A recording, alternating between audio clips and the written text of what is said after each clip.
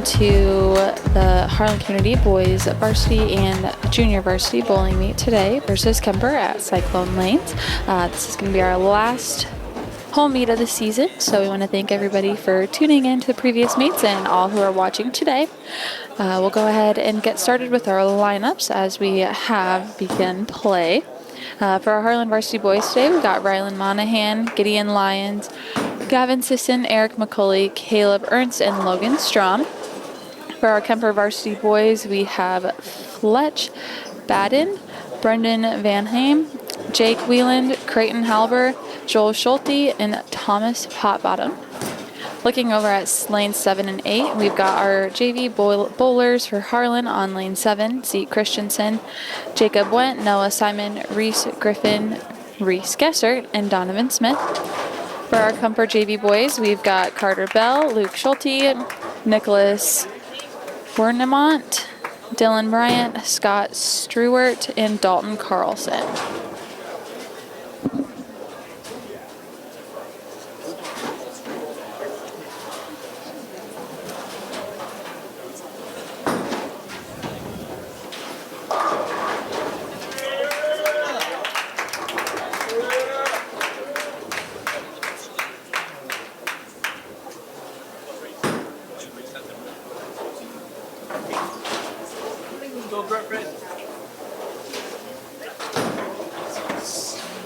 All right, looking at today's start on the lanes, we currently have Gavin Sisson up on lane 5 for the varsity boys. Left a single 10-pin to shoot at here.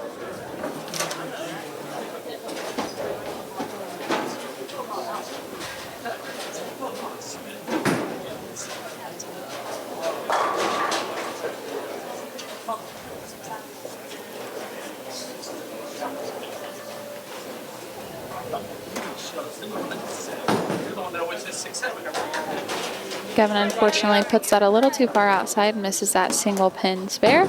Now we will have Eric McCulley up for the Cyclones.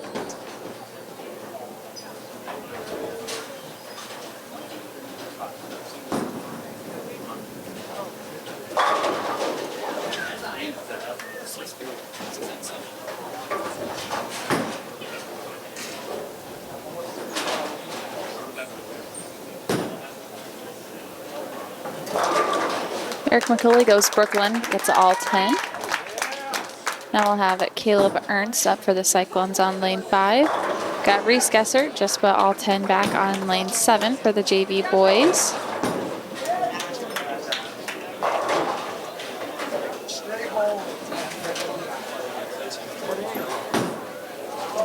Caleb Ernst, threw it a little bit outside there. Unfortunately, just made it about halfway down the lane before finding the right-hand gutter.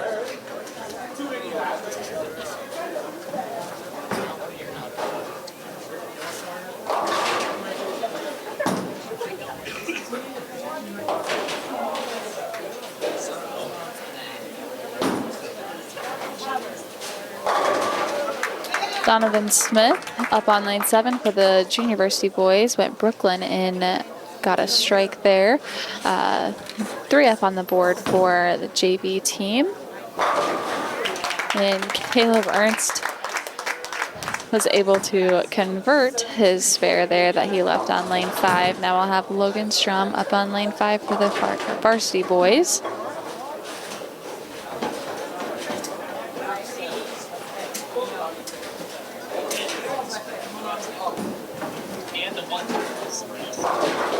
Logan Strom's ball does not come up as much as he probably would have liked.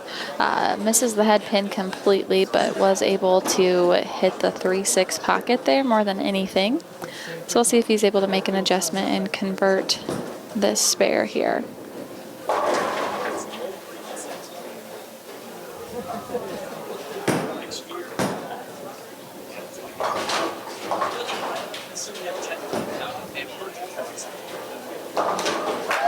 Logan does just that and is able to knock all 4 back. We'll head into the second frame here shortly as Kuemper wraps up on lane 6. Kuemper's not off to a hot start. A couple splits in there and no spares yet. Joel Schulte able to get a strike there for the Knights.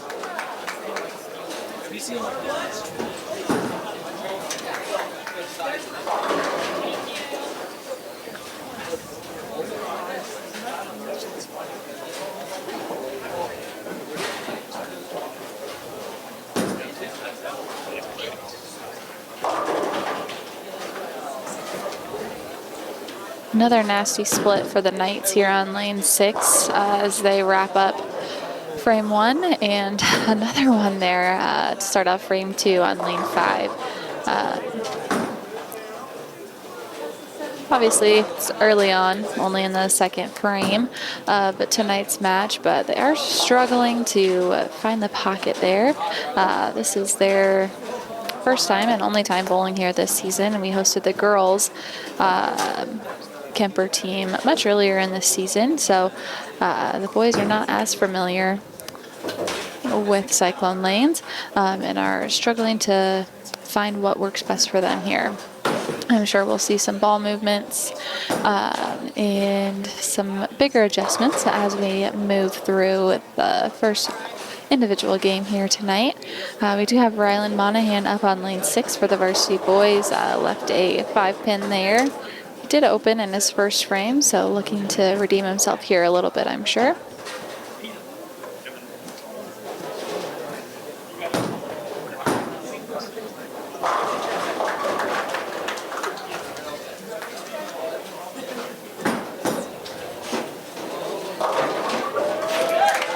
Rylan able to knock down that 5-pin there.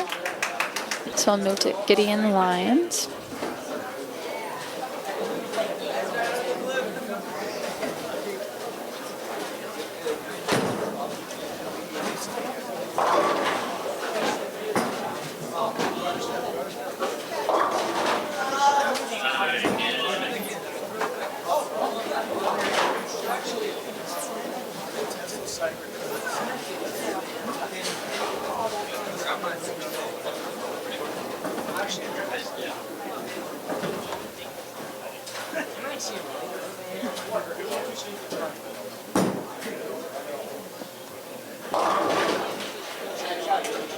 Gideon goes Brooklyn on that shot and is going to leave a 310 to convert.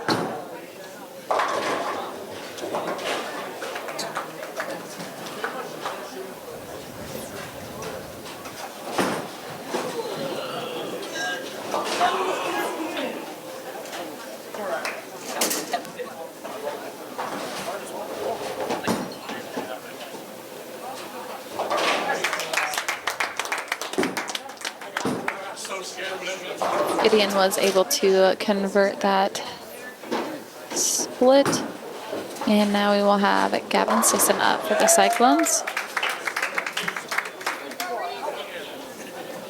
Seeing a lot of strikes over there on lanes 7 and 8 for our junior varsity boys, which is always nice to see.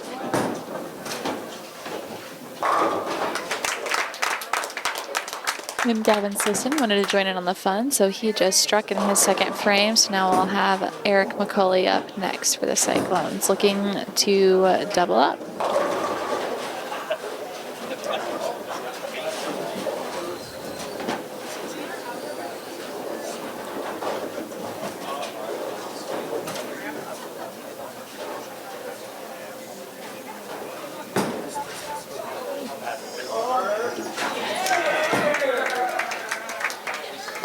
Looks like Eric might have hung on to that a little bit too long, lofted it just a little, leaves a 3-pin there.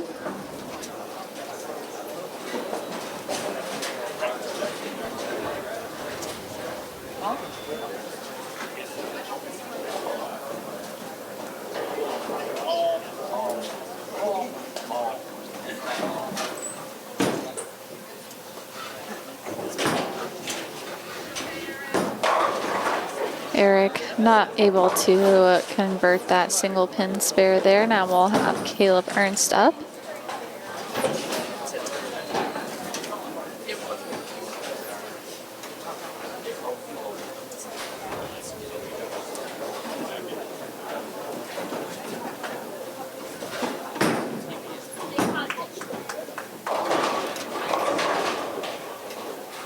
Ball looked much better than his first ball in the first frame. Was able to keep it on the lane, but looks like he still might have held on to that one a little bit too long, which was the opposite problem during the first frame. So definitely, I'm assuming, overcompensated for that a little bit during that shot. Let's see if he's able to knock down this 610. And he does just that, so we'll go back to the top of the lineup with Rylan Monahan up on lane 5, while Logan Strom finishes up frame 2 on lane 6.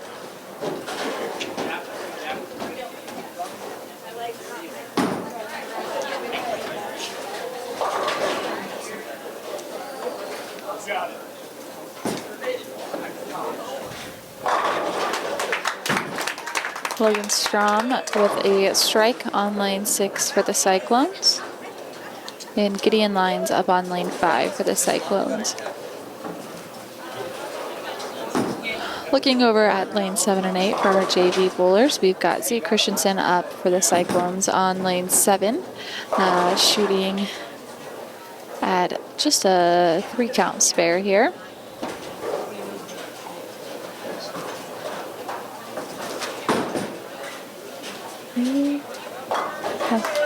Ball is able to come up and he converts that. So now we have Noah Simon, who is currently on a double going into the 3rd frame. Gideon Lyons left that same 310 split on lane 5 and was able to convert it once again. So now we'll have Gavin Sisson up on lane 5 for the Cyclones.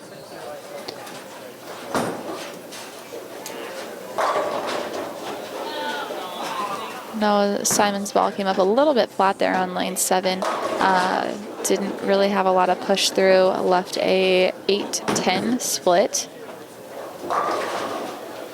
And Gavin Sisson did not quite get up to the pocket there on lane 5, leaving a 1-2-9. Got Reese Griffin up on lane 7 for the Cyclones.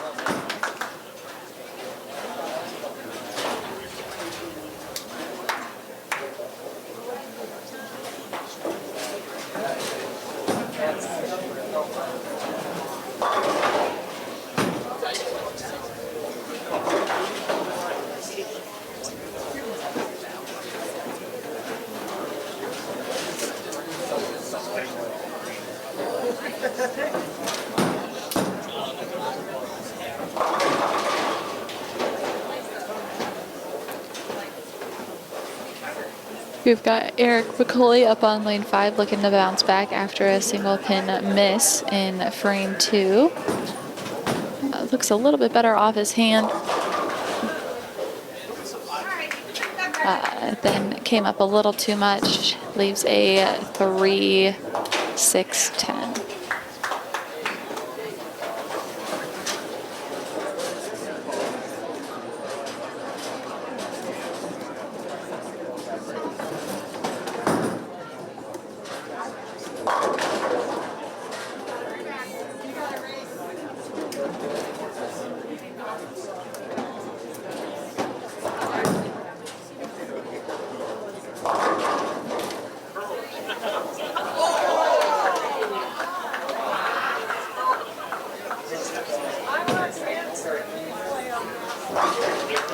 Eric McCauley able to cover his 3-pin spare there on lane 5. Take us to Caleb Ernst in the lineup.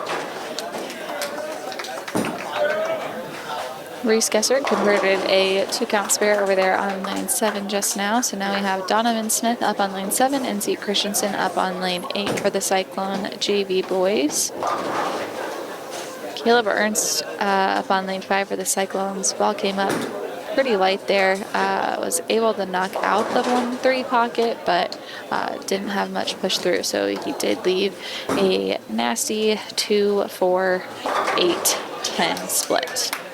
Donovan Smith with a strike there on lane 7 for the Cyclone JV bowlers.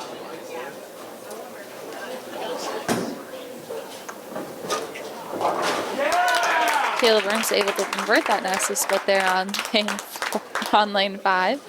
So now we'll have Logan Strom up for the Cyclones.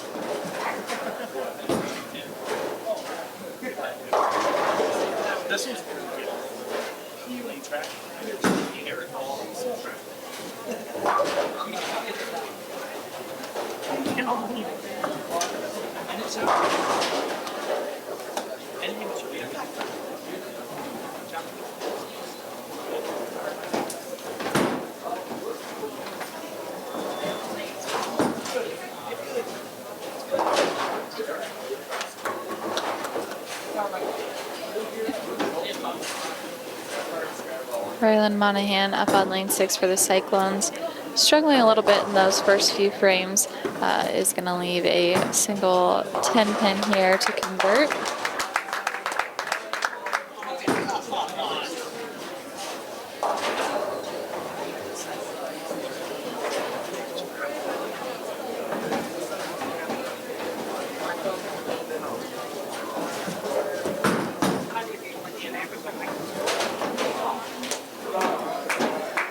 Rylan not able to convert that 10 pin there. Will take us to Gideon Lyons, who I'm sure is not looking to throw another 310 baby split here.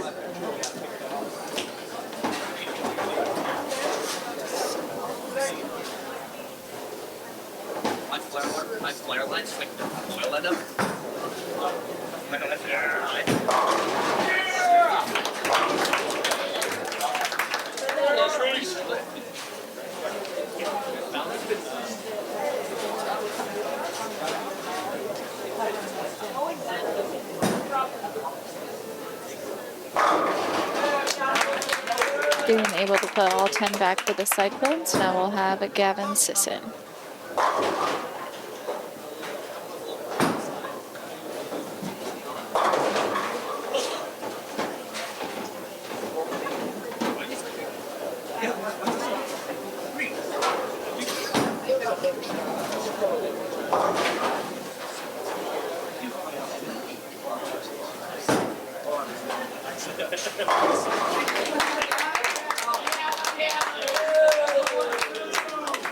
Kevin grabs a strike there on lane 6. Now we've got Eric McCauley up for the Cyclones.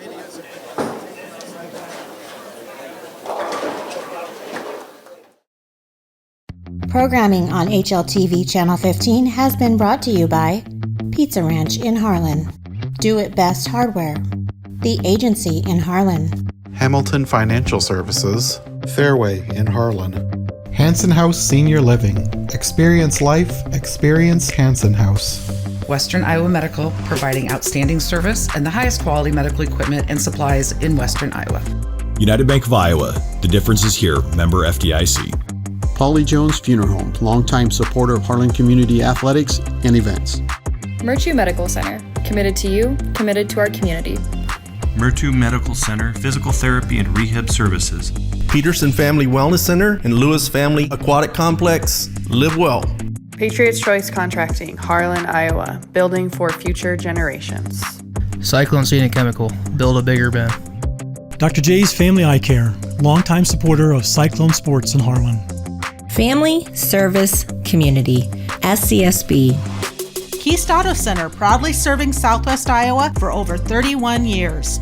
Conducting Swampler is a proud supporter of the Harlan community, education, and student activities. We move your business forward. Cyclone Lanes, great family entertainment, including bowling, sandwiches, and homemade buttercrust pizzas. How do you game? Do you shoot your shot? Do you go for the goal? Or throw the high cheese? Whatever you do, our goal at Murtu Physical Therapy is to keep you in the game. Murtu Physical Therapy.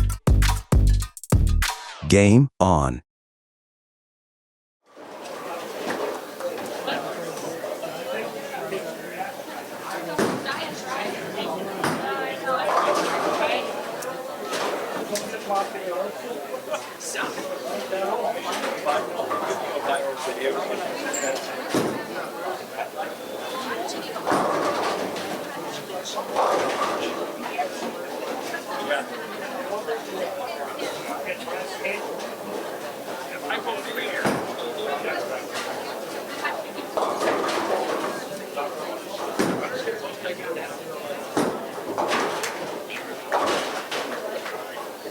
Eric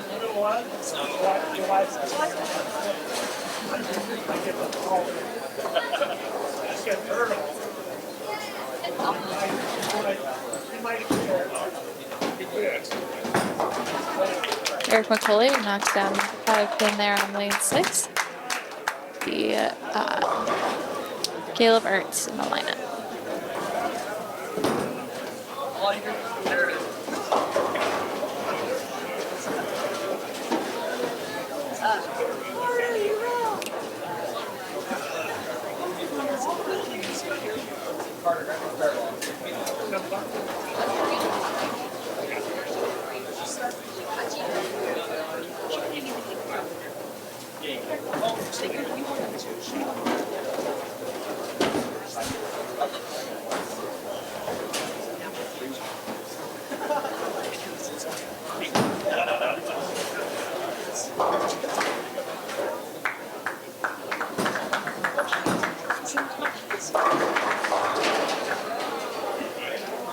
Caleb Ernst comes up a little bit high and crosses over there onto the Brooklyn side. Leaves a 310.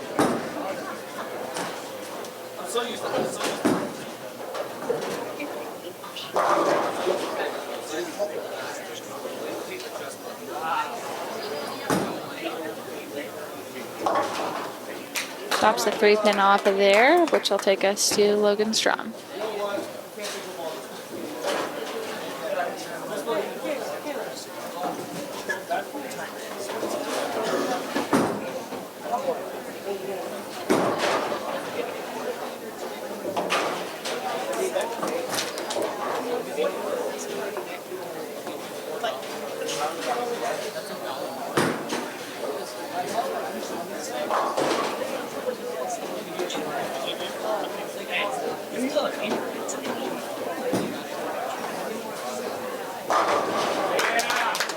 Morgan Strom able to put all 10 back, so that will finish up 4th frame here of the first game for our meet tonight. JV boys are already headed into their 5th frame there on lane 7 and 8. And Rylan Monahan will lead us up here on lane 5. Struggling a little bit tonight. Not converting many spares, hasn't been able to find the pocket too easily. All I'd had to do was talk about it, because then he had a perfect pocket shot there. So hopefully he felt confident with that line and is able to continue that throughout the remainder of this individual game and the second individual game.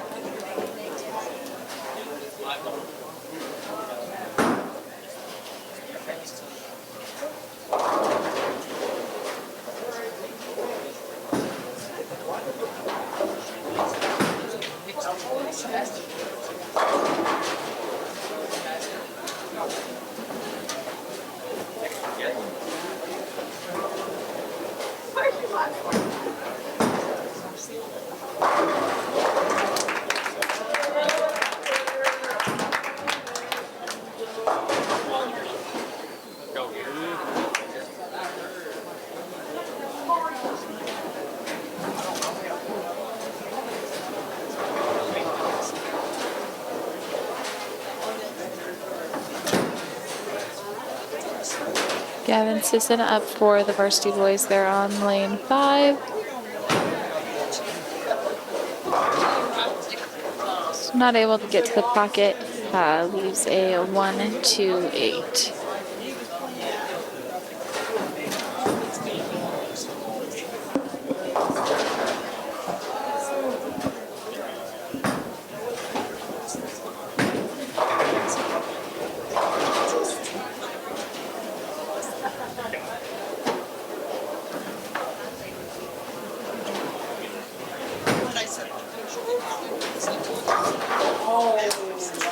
Knocks off the 1-2 and unfortunately leaves the 8 there, so we'll be back to Eric McCulley in the lineup for the Cyclones.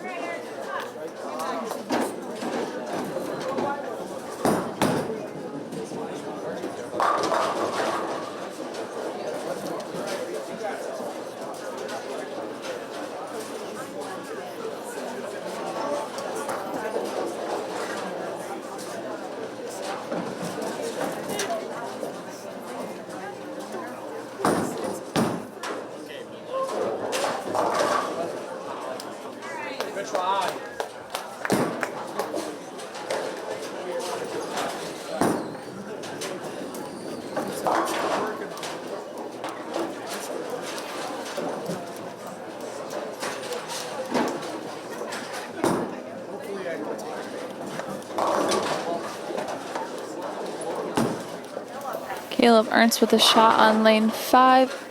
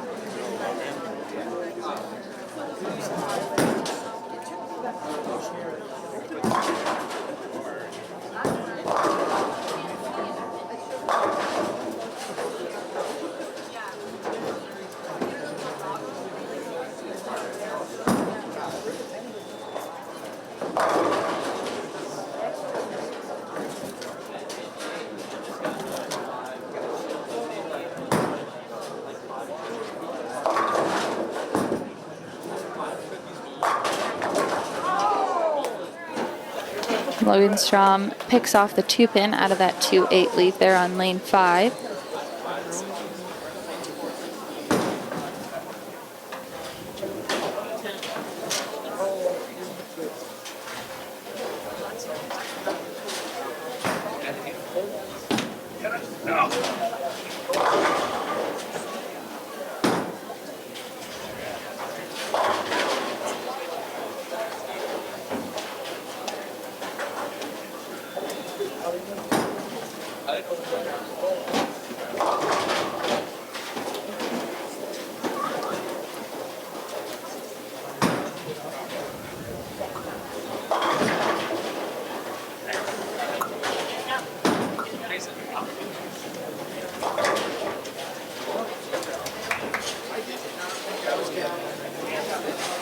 All right, so we're about halfway through the first game tonight, and just looking at the scoreboard, keep in mind we do have to drop the low series from both teams at the conclusion of the individual portion of the meet.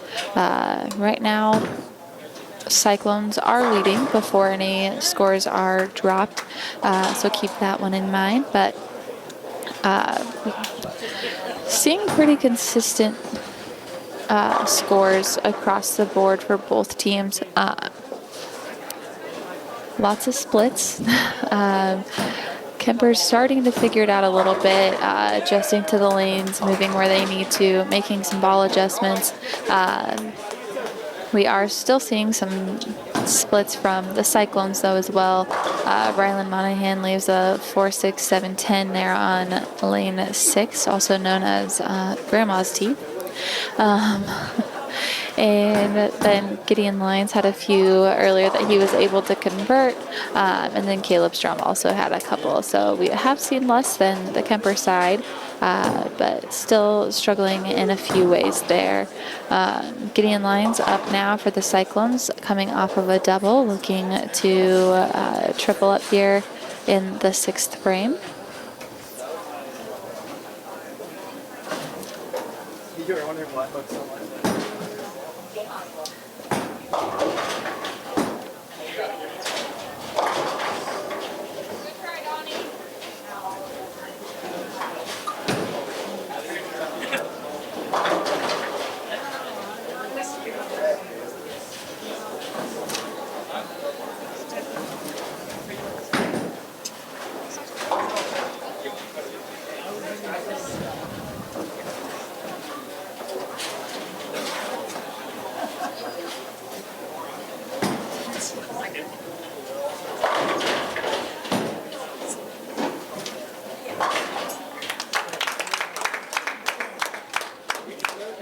Gideon able to convert his 2-pin spare there on lane 6. Take us to Gavin Sisson, who hasn't had much luck with spares tonight.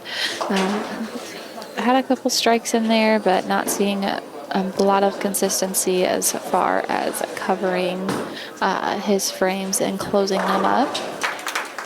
Gets another strike. Lane 6 is definitely his friend today. Definitely struggling more on lane 5. Will be Eric McCulley up for the Cyclones on lane 6. Goodness, you can tell it's Monday. I keep yawning. Sorry.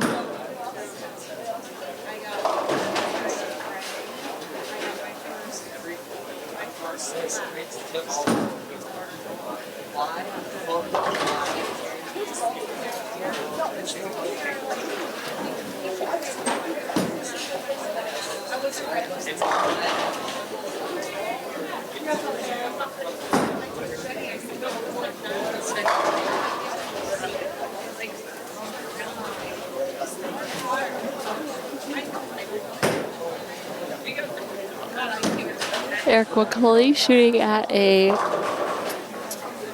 6'10". Excuse me, I yawned again. I'm telling you, something in the air today. Eric chops off the 6-pin there. Definitely can tell he's a little bit frustrated with how this game is going so far. Had a strike in the first frame, but hasn't consistently been able to see the pocket much since then.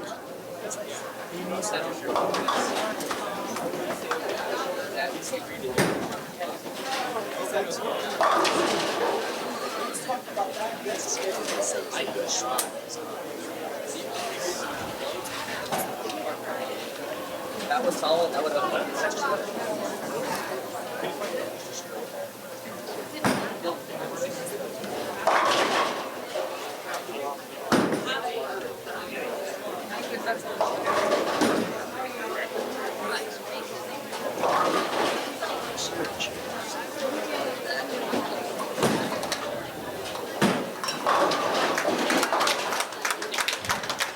Caleb Ernst gets a strike there in the 6th frame. That'll take us to Logan Strom to wrap up the 6th frame for the Cyclones as Riley Monahan shoots at a 4-count spare.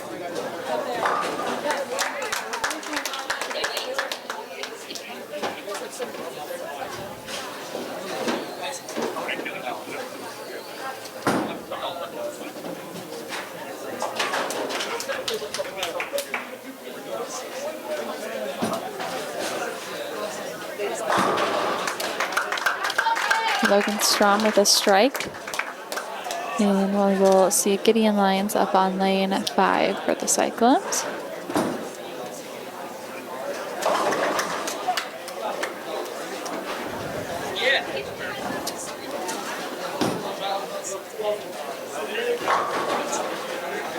Gideon Lyons not able to find the pocket there on that shot. Not a whole lot of ball reaction from him on that shot. Leaves a 1, 2, 4, 7. Not seeing many high scores across the board yet. Just lots of small errors that have led to a lot of opens, 7 counts, lots of splits, 5 counts, sleepers. Just not a lot that's been not necessarily tough to convert, but not necessarily easy. So we are seeing some struggle just across the board. Our JV boys are also struggling a little bit over there on lane 7. Mainly single pin misses, not a lot of spares. A few of them did start off with quite a few strikes, so that was nice to see, but the spare consistency is not quite there yet for some of them. Gavin Sisson up on lane 5 leaves a 3, 5, 6 to shoot at.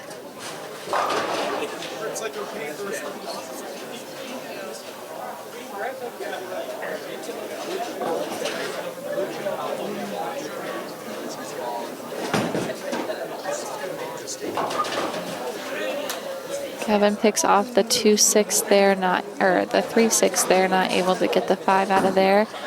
Eric McCulley up for the Cyclones. We'll see how this ball reacts, but I do foresee a ball change in his future just from the way that He has been throwing it tonight. Not a ton of great pocket shots. Definitely struggling to find a place that's working.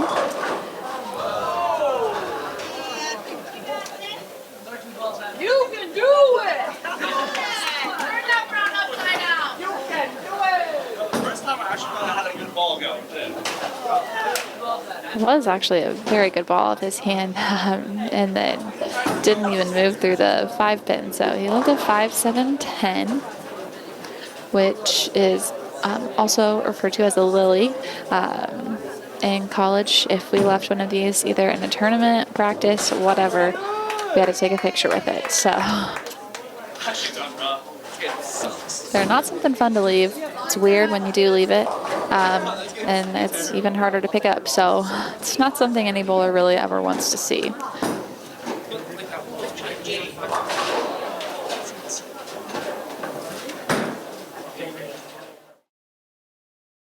How do you top Pizza Ranch's legendary cheesy ranch sticks? Any way you want. Get a load of these. Our new loaded cheesy ranch sticks are now topped with an extra layer of flavor, skillet crust, melty cheese, herbs and spices, and up to 2 of your favorite toppings. They're the ultimate appetizer on the buffet or on the go. Don't you just love that new menu item smell? Pizza Ranch, everyone's favorite buffet. At Polly Jones Funeral Home, compassion is our foundation. As a proud family-owned and operated business, we understand that during times of loss, empathy and understanding make all the difference. Our dedicated professionals, rooted in family values, are here to answer your calls and address your questions and concerns. With 3 locations in Harlan, Avoca, and Denison, we're available whenever and wherever you need us to provide customized services for every family we serve. Polly Jones Funeral Home, proudly serving our communities for over 90 years. You've worked hard to achieve success. You deserve a financial advisor that works as hard for you. At Hamilton Financial Services, a financial advisory practice of Ameriprise Financial Services, LLC, we have the qualifications and the experience to help navigate your complex financial needs. Whether it's investment management, tax strategies, or legacy planning, we can work with you to help grow and preserve what you've worked so hard to achieve. Contact Dylan Hamilton today at 712-784-5500.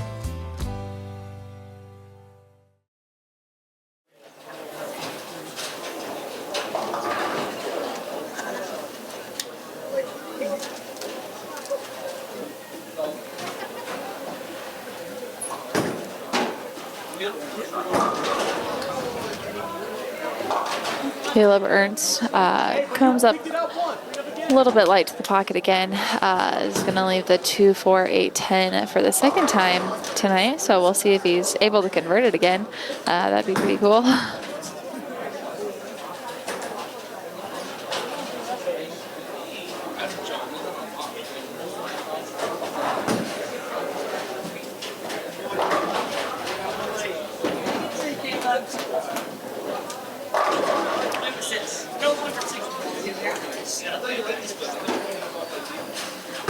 It's the same thing twice. Then fourth right.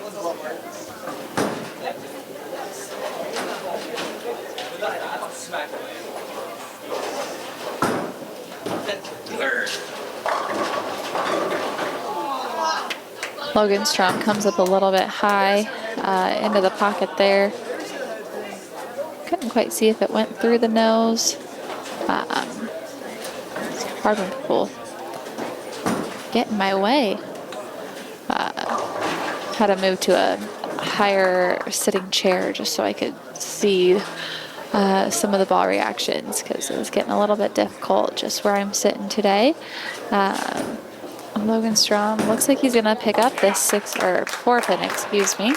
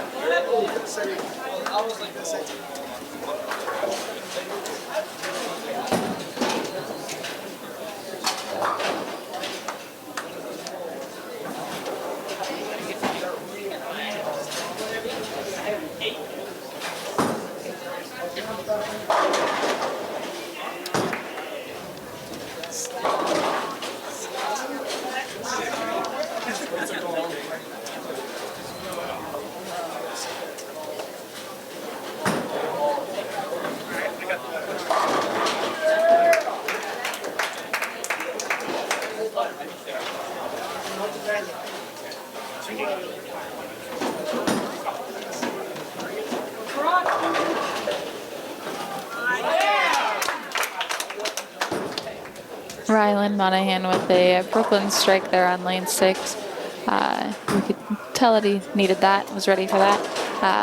We weren't quite sure if one of those pins was going to fall, but eventually it tripped forward, so definitely helped him out. Now we've got Gideon lines up on lane 6 for the Cyclones. We're sitting in the 8th frame right now.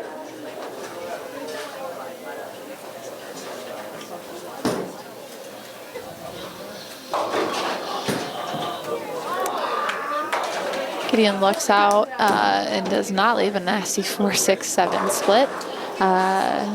The 6 and the 7 pins did trip a little bit, so now he's just shooting at a single 4 pin here.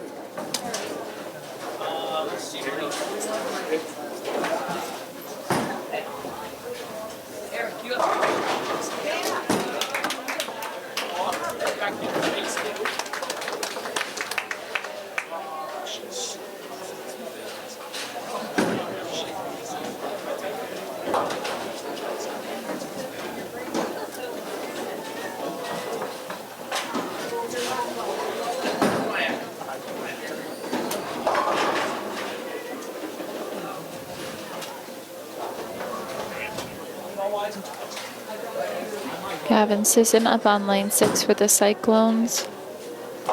Goes through the nose and leaves a solid 6 pin.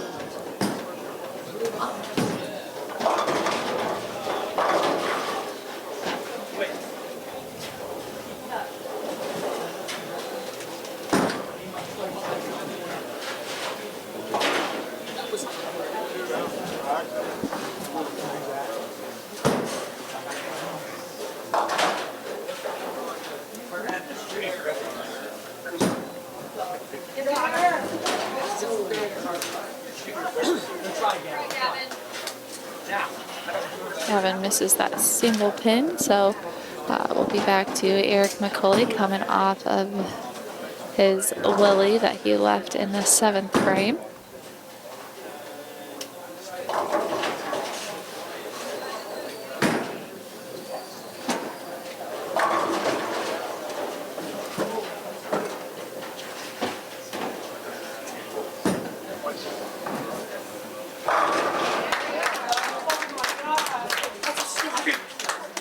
Eric moved his line a little bit further outside and played cross lane a little bit more of that shot.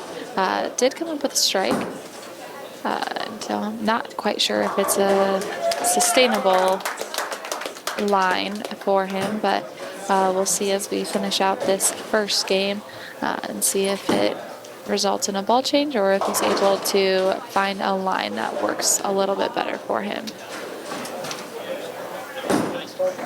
Caleb Ernst with a single pin to shoot at here.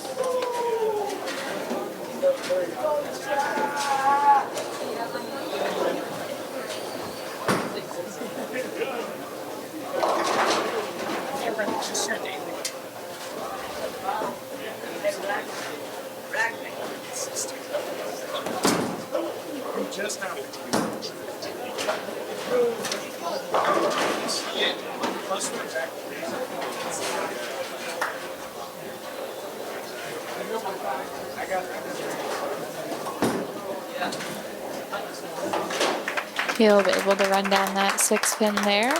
And now we will be at Logan Strom to wrap up the 8th frame.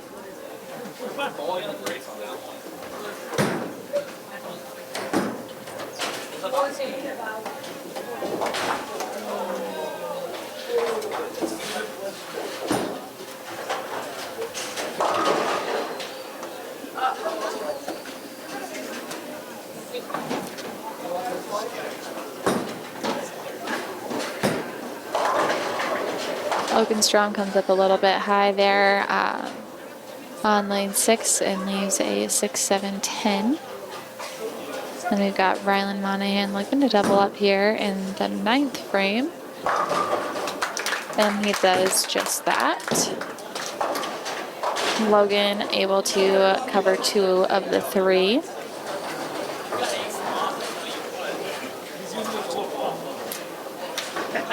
We'll be at Gideon Lyons in the lineup for the Cyclones on lane 5.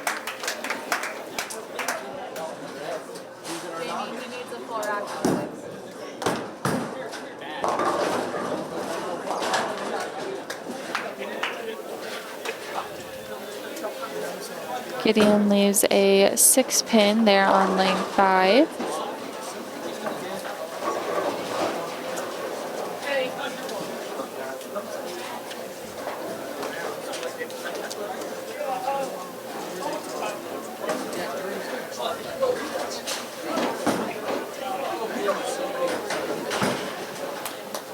Gideon not able to cover that single pin there, so now be at Gavin Sisson, who has also struggled to see a spare today in this first game.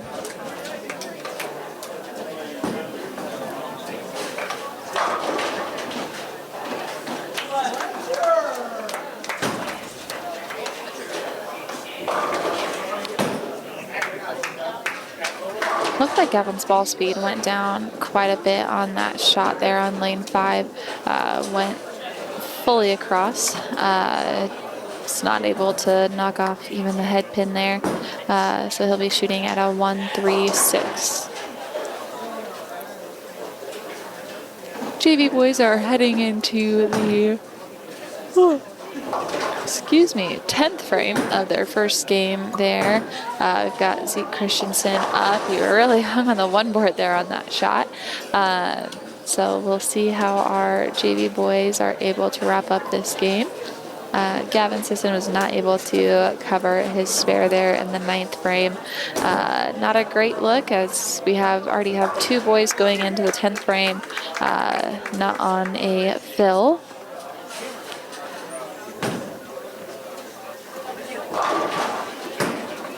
Outside line looks a little bit rough for Eric McCulley. Tried to play that same line that he did on lane 6 in the 8th frame. Didn't come up as well as he probably wanted it to. Ended up leaving a 2-4-5-8.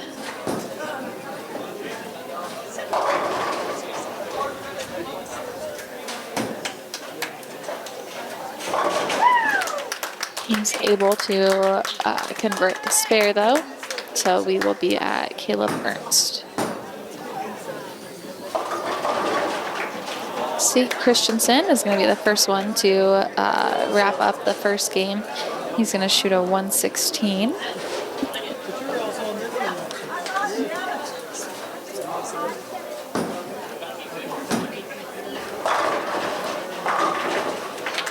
Caleb Ernst with all 10.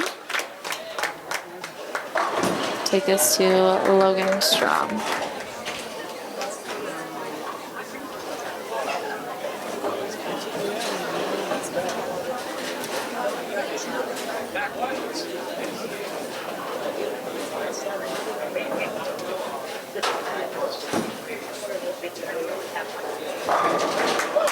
Logan Strom with a nice pocket shot there.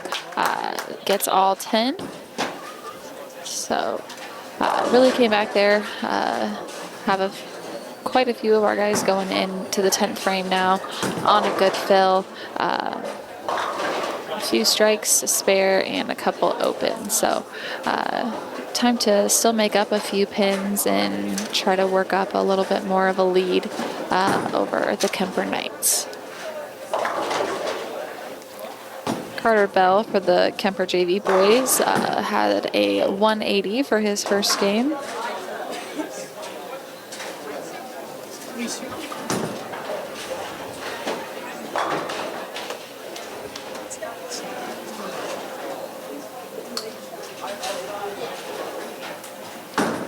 And then Noah Simon for the Harlan JV boys finished with a 134.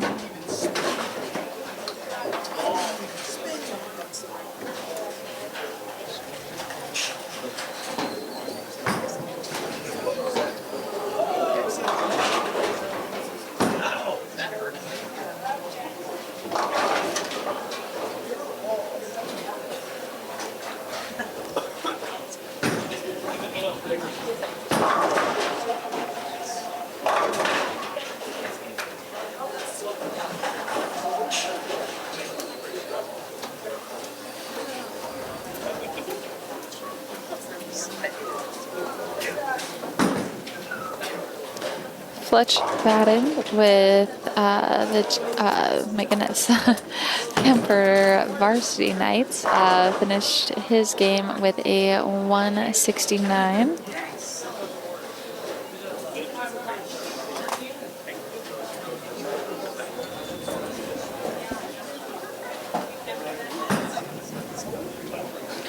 Luke Schulte with the JV Kuemper Knights finished with a 114.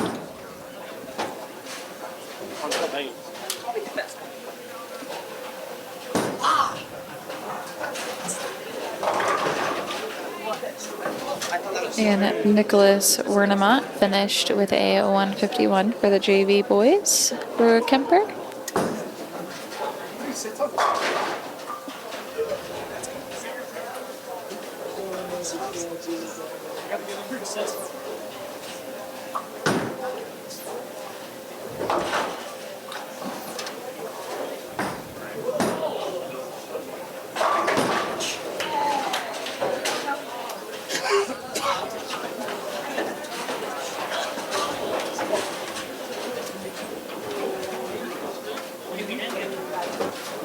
Brendan Bonham finished with a 124.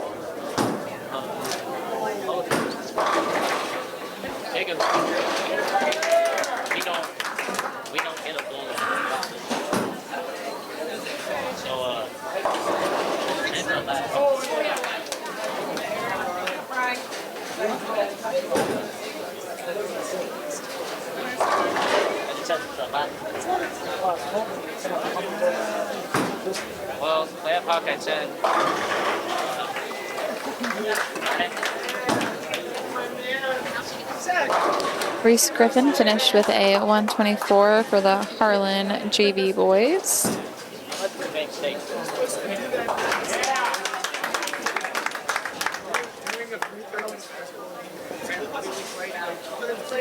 Dylan Bryant for the JV Kuemper Knights finished with a 134.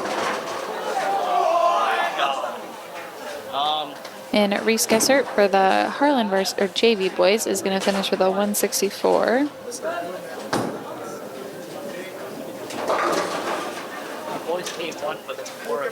All right. Jake Whelan finished with a 155 for the varsity Kuemper Knights.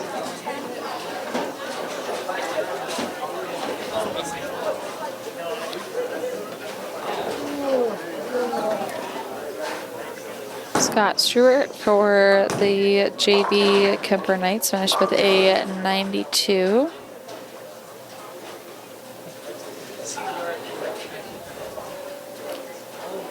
All right, looking at our varsity boys as they continue to wrap up game one. Rylan Monahan finished with a 154.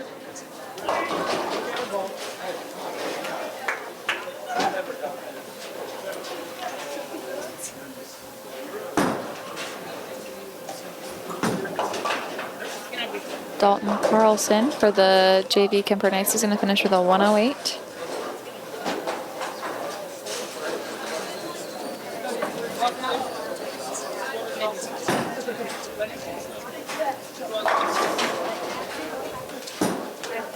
Creighton Halber finished with a 135 for Kuemper varsity boys.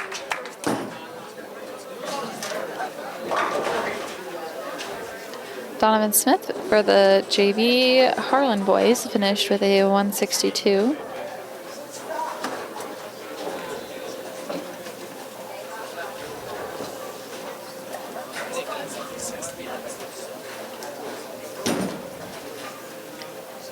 Gideon Lyons goes Brooklyn. Is going to finish with a 189 for the first game for our varsity boys.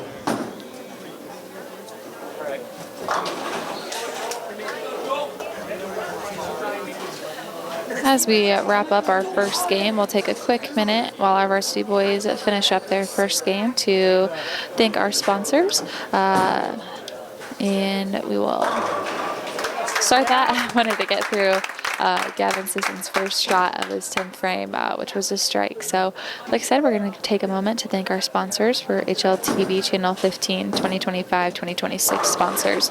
We've got Pizza Ranch in Harlan, United Bank of Iowa, Western Iowa Medical, Conductix Wampler, Murty Medical Center, KNOD Radio, Cyclone Lanes, Keast Auto Center, Shelby County State Bank, Hanson House Senior Living, Polly Jones Funeral Home, Murty Medical Center, Physical Therapy and Rehab Services, Fairway in Harlan, Do It Best Hardware, The Agency Insurance, Dr. J's Family Eye Care, Cyclone Seed and Chemical, Hamilton Financial Services, Patriots Choice Contracting, and the Peterson Family Wellness Center and Lewis Family Aquatic Complex. Again, thank you to our sponsors.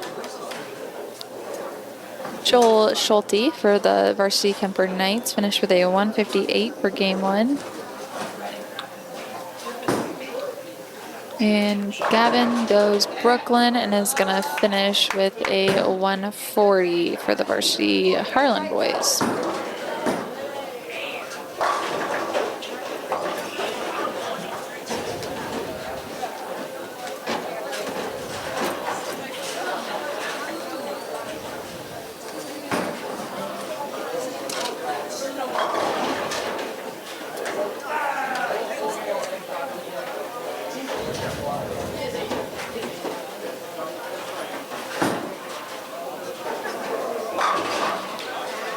Eric McCauley trying to give everybody a heart attack here.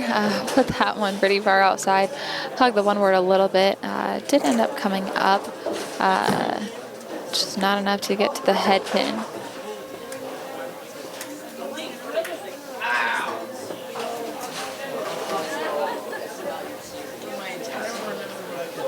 Thomas Popbottom for the Kuemper Knights finished with a 124 for game 1.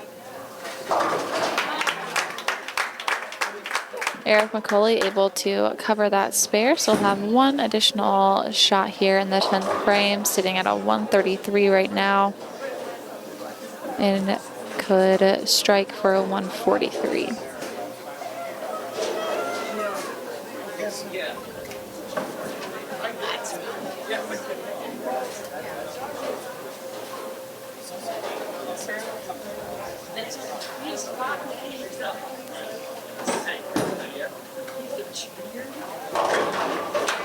And that's just what he does. Eric McCauley with a 143 for the Cyclones.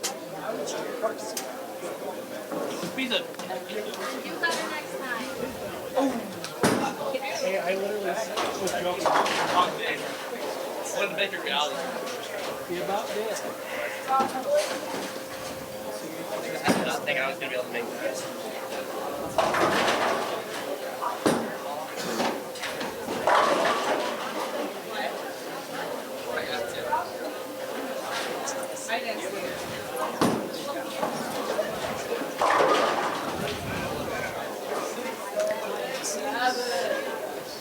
Caleb Burns with a tough first shot, his 10th frame. Fourth split of the game, leaves a 6-7-10.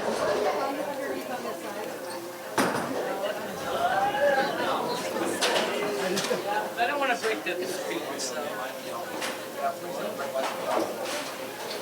I'll leave it, but I still run.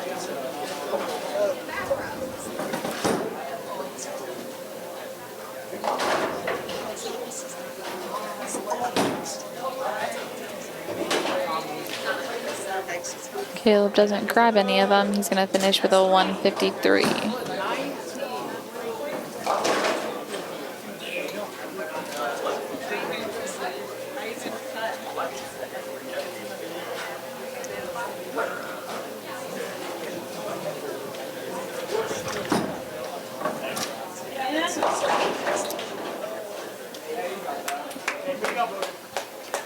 Logan Strom struggles to get the ball to the pocket fully.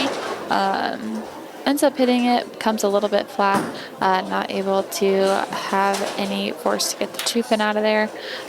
So he'll be shooting at a single pin here in his 10th frame.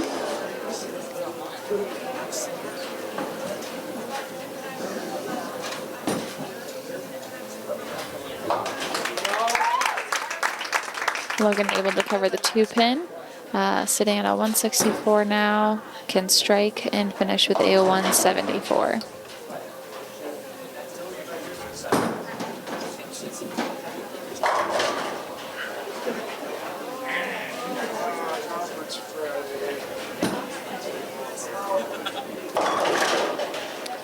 a little bit through the nose there, pretty high. He's going to finish with a 173.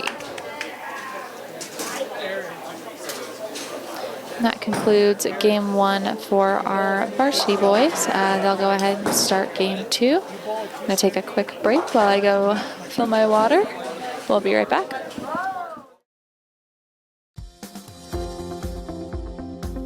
At United Bank of Iowa, the difference is here. Conveniently located at the corner of Highway 59 and Pine Street in Harlan, you'll always find a smiling face to greet you and help you with all your banking needs. We offer competitive rates on deposits and loans, and the latest in technology with our online and mobile products. Come and find out for yourself why the difference is here at United Bank of Iowa. Member FDIC.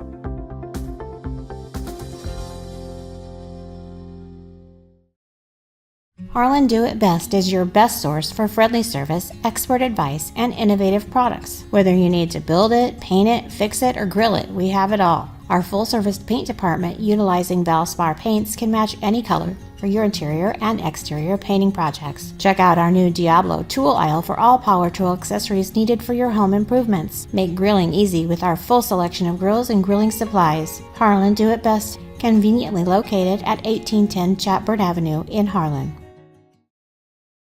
Advertise with HMU. Are you looking for an easy and affordable way to get your business out there? Why not advertise right here?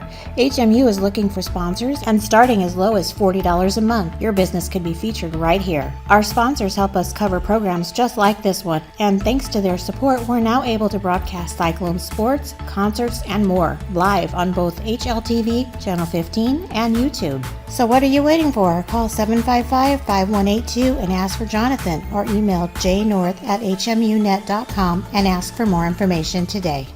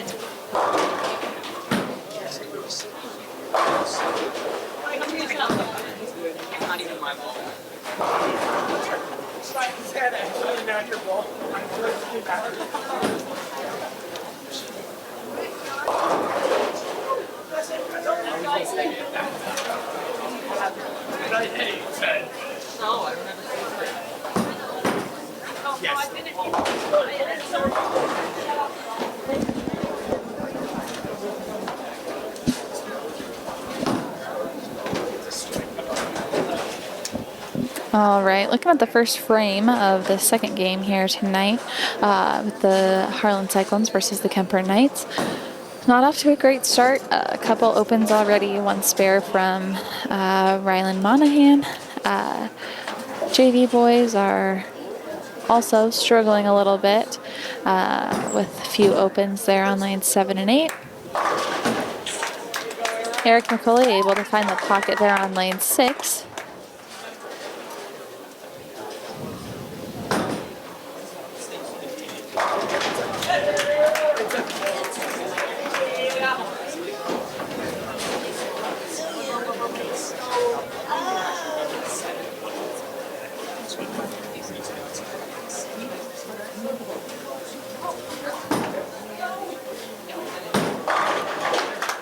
Caleb Ernst with a much better shot there on lane 6 to start off his second game.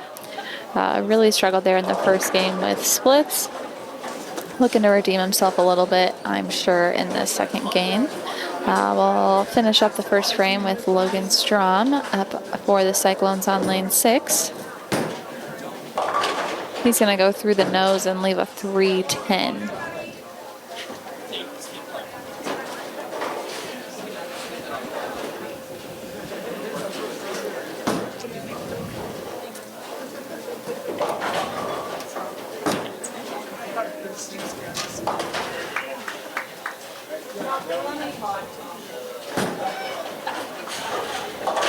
Able to convert that baby split there.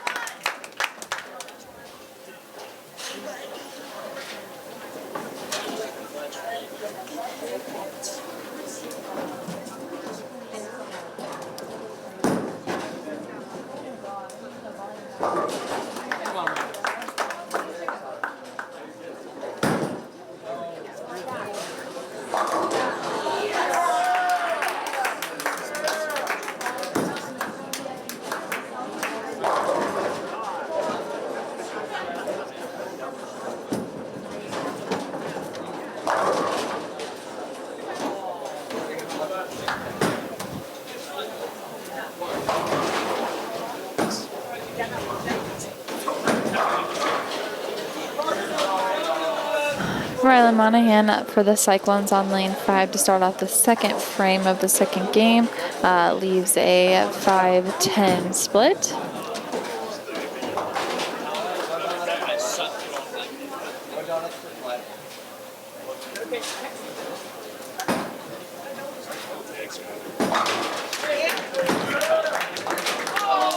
Rylan's able to pick one of those off. Then we've got Gideon Lyons up on lane 5 for the Cyclones.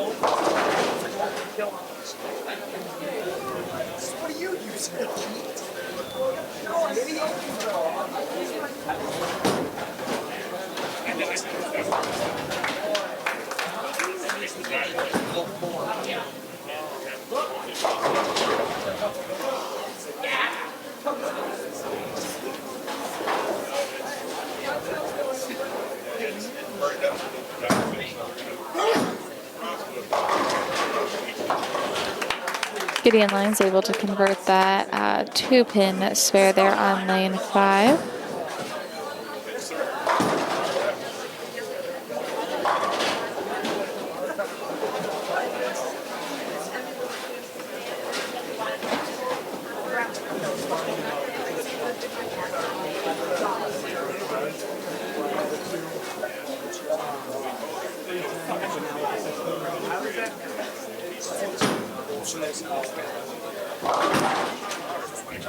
Gavin Sisson struggles to get up to the pocket there on his shot on lane 5.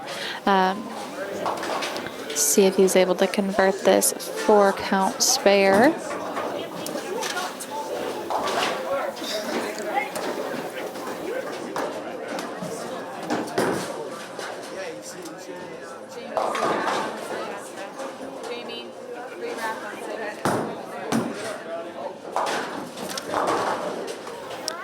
Gavin just able to get 3 of the 4 there on lane 5. Take us to Eric McCulley, who I am sure is looking to double up,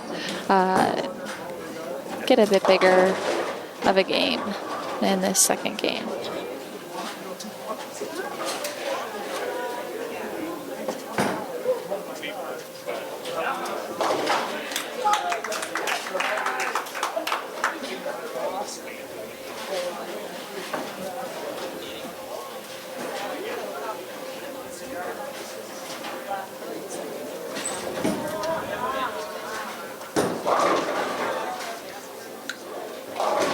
Eric McCulley a little light to the pocket there, leaves a 5 pin.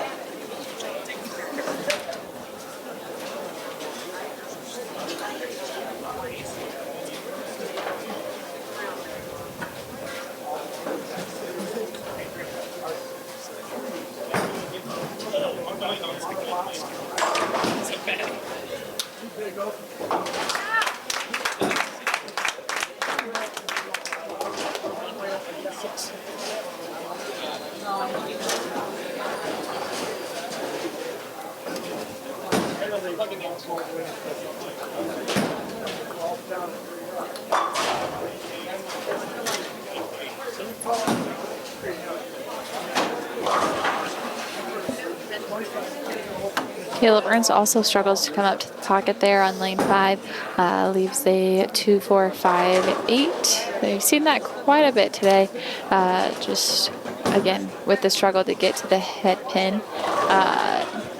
Not a lot of great pocket shots across the board today. It's more so the consistency, it feels like. So I have seen a few, but it doesn't seem like shots have been too repeatable for the Cyclones.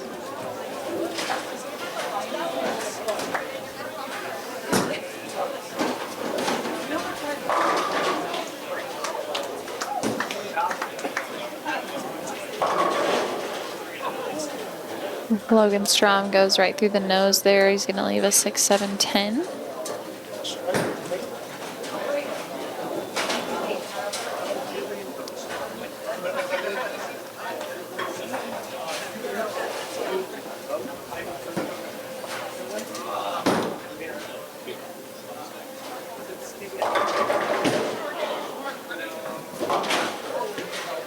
Logan Strom able to chop 2 off of there.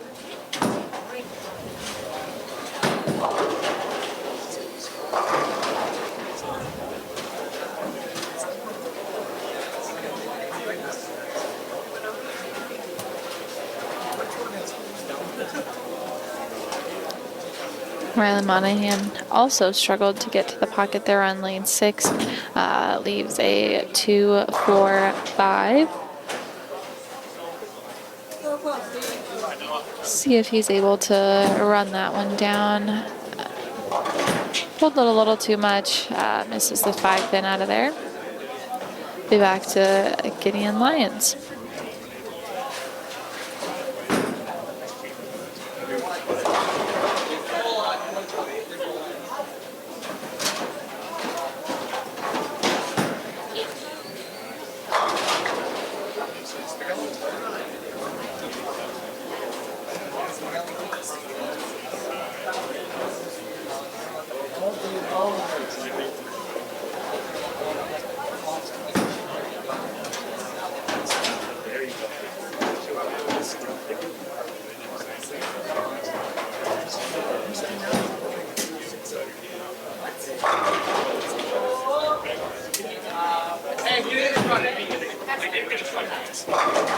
Gideon Lyons with a much better shot there on lane 6 than we have seen from the past few Cyclones.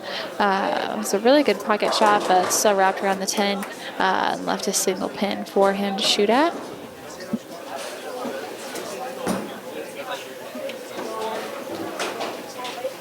Not able to convert that. Will be to Gavin Sisson in the 6th frame.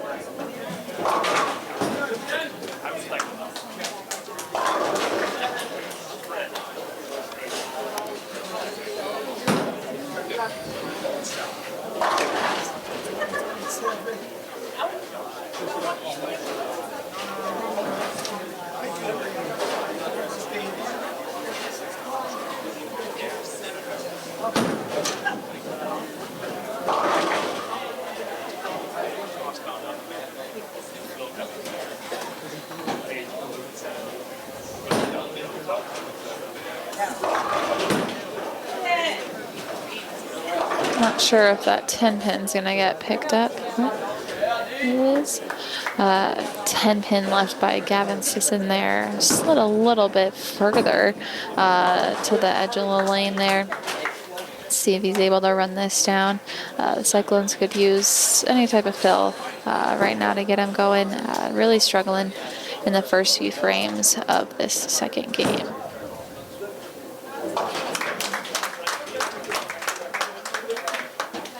Only the sixth mark of this second game.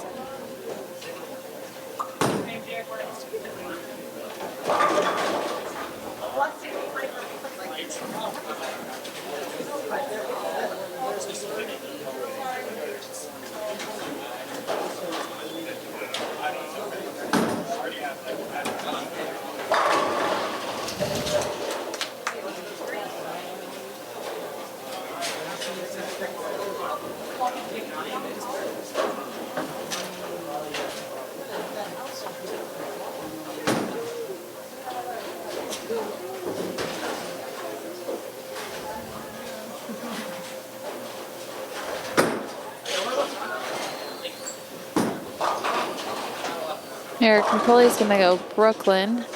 It's clear of the nasty 3-10 baby split that we've seen numerous times today.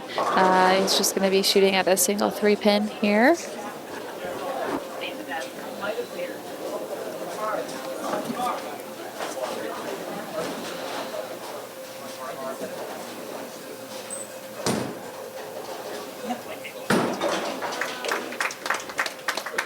Eric able to run down that 3-pin.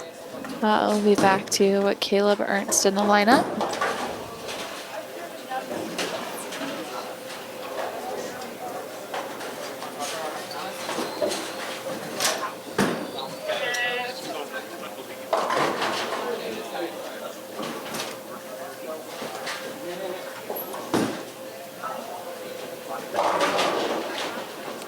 Another 3-pin leave here by the Cyclones.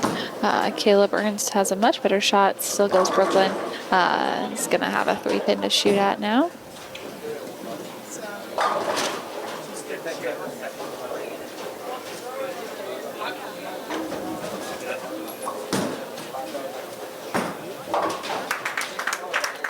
Caleb covers that single pin there. Take us to Logan Strom in the lineup.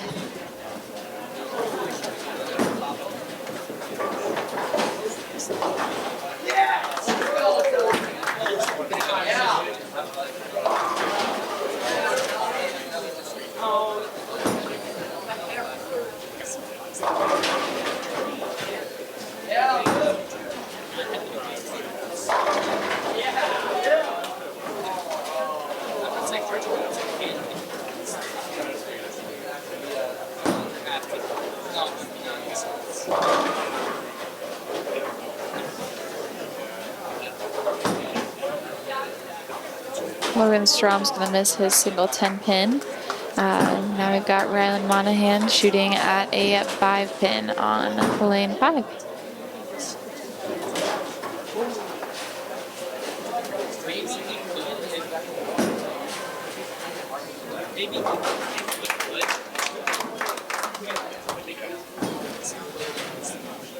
Rylan covers his 5-pin. Now we are at Gideon Lyons in the lineup.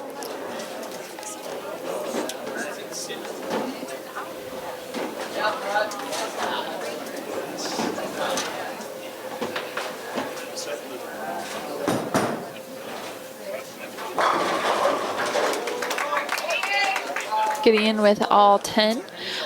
Take us right to Gavin Sisson in the lineup.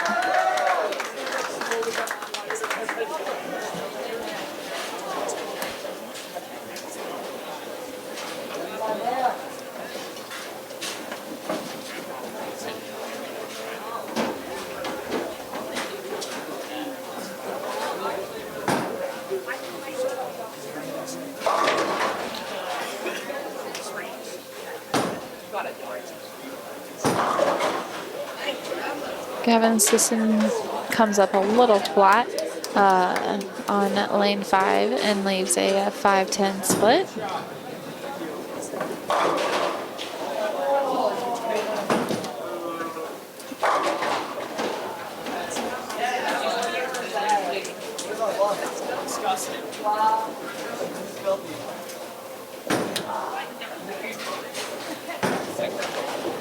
Gavin's going to miss both there on his leave on lane 5. Take us to Eric McCulley.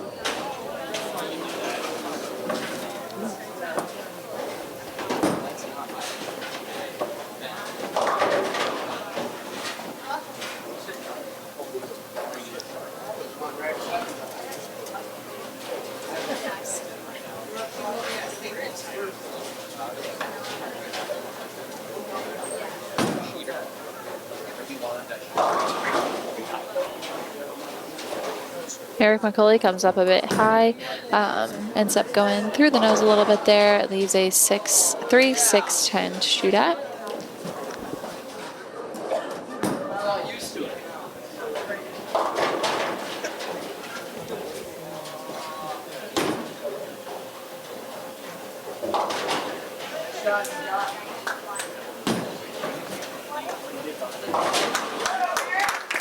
Eric able to convert his spare there on lane 5. Got Caleb Ernst up next.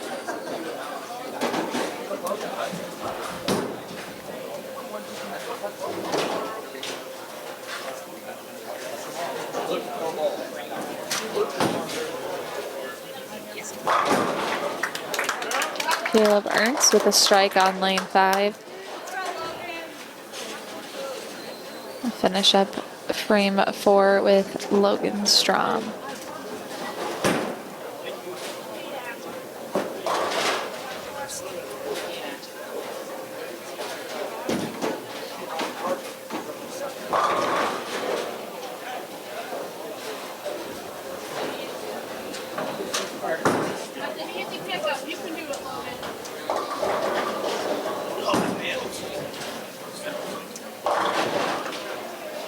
Logan Strom still struggling with splits this game so far. Needs a 5-10 on lane 5 to shoot at.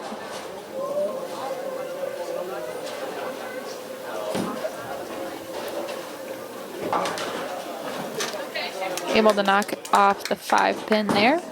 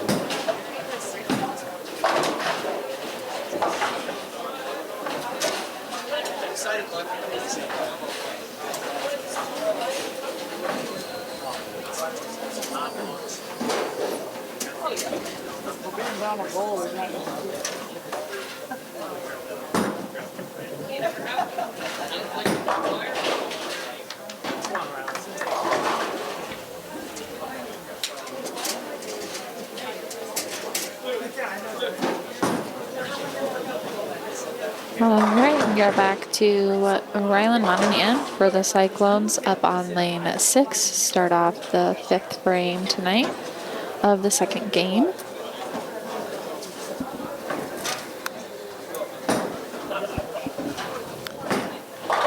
If you're new to watching high school bowling or just need a quick refresher, the guys are going to bowl 2 individual games tonight, followed by 5 Baker games.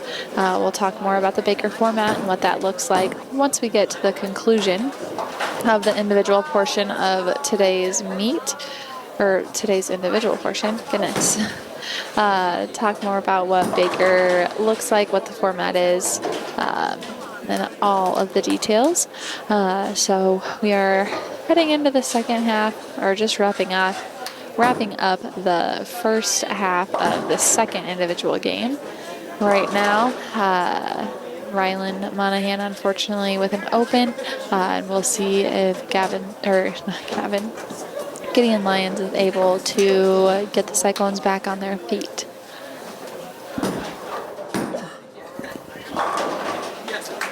Gideon does just that and doubles up there in the fifth frame. Take us to Gavin Sisson, who has been struggling a little bit this second game.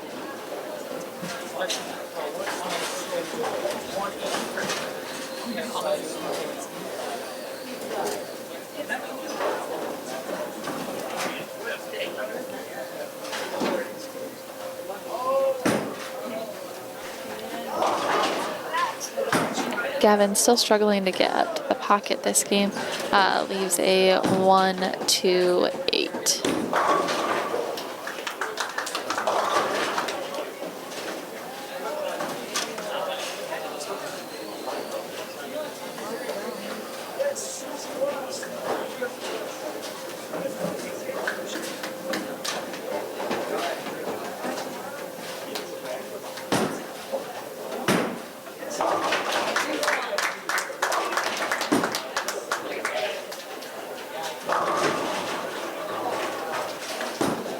Gavin was able to convert his lead for the spare. Take us to Eric McCulley.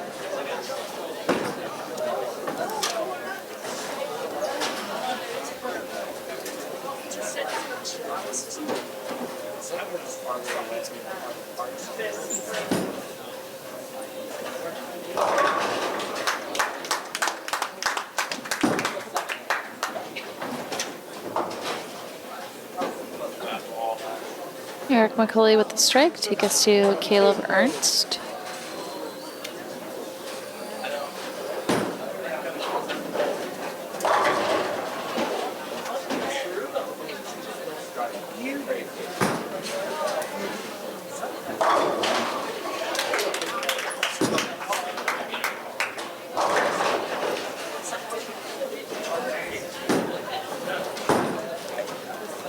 Caleb leaves a 5-pin there on lane 6 to shoot at.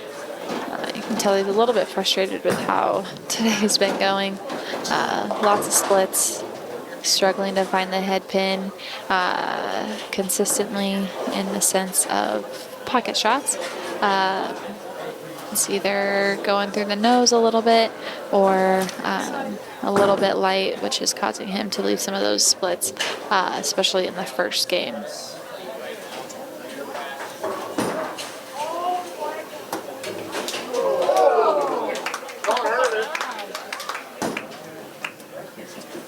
Caleb barely touched that 5-pin, and it slid all the way across the lane. Didn't even fall over it, just slid into the gutter and fell backwards. So takes some skill to do that. I've got Logan Strom, who's also struggling with some splits this game. We'll see if he's made an adjustment to get into the pocket a little bit better, and he has. It was one of his better shots that I've seen today. Hopefully it felt repeatable, and he's able to continue that into the second half of this game.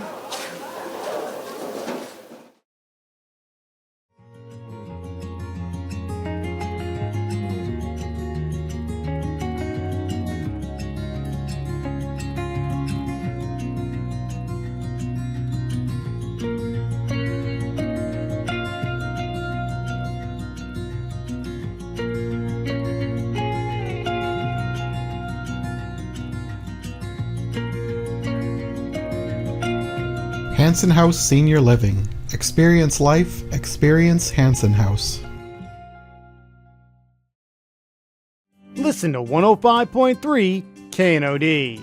KNOD covers local, state, and world news. KNOD covers your favorite local high school sports, the Iowa Hawkeyes and the Chicago Cubs. KNOD covers Brownfield Ag News programs.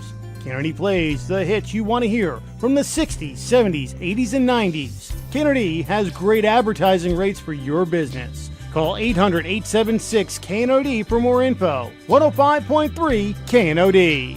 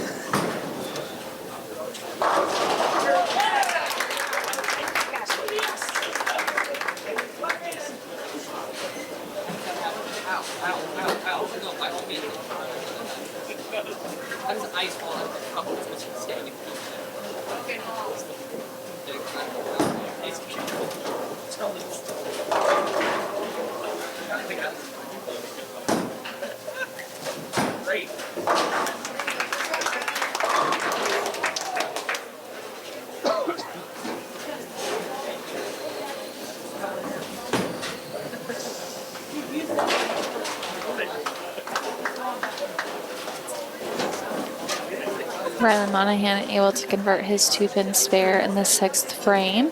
Now we are to Gideon Lyons, who is looking to get another strike, which will lead us to a triple. Unfortunately, he's going to lead a 2-5-7 split.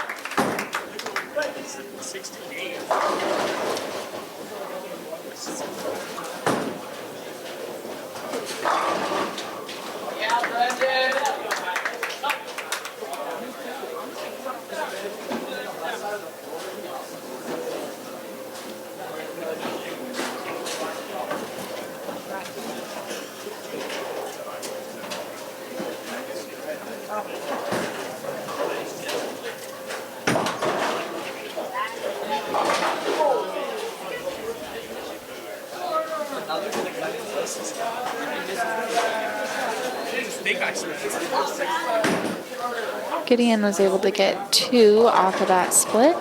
We'll be back to Gavin Sisson, who has yet to strike this game. Coming off of a spare, struggled with a couple splits there within the first 4 frames. See if he's able to make any adjustments to have a stronger second half of the game. Looked much better off his hand. Was able to get it to the pocket and get all 10.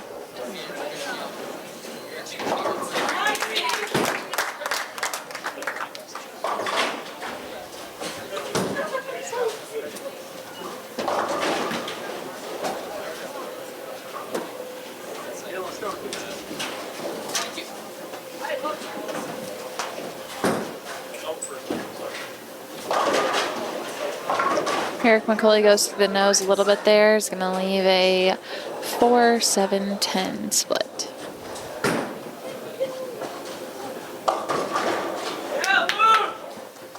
Get the spare. No, the spare got me.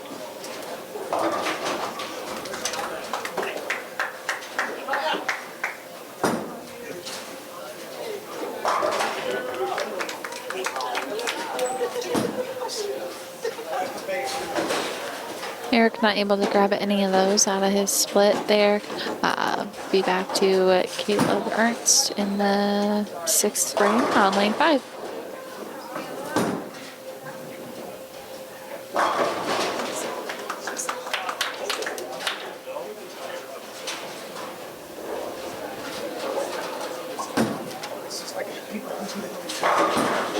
Caleb Ernst able to get all 10.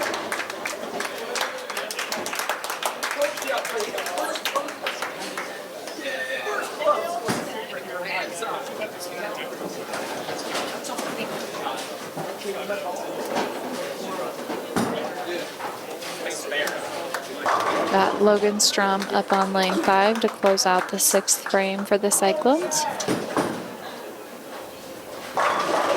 Another great shot right in the pocket.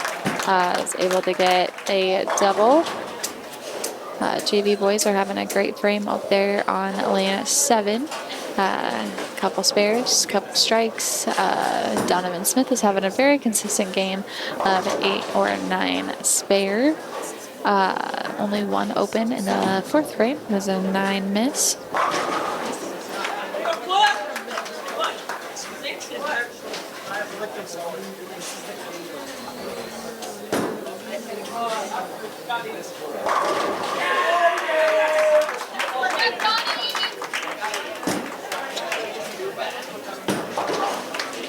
Rylan Monahan able to knock down his 2-pin spare there on lane 6.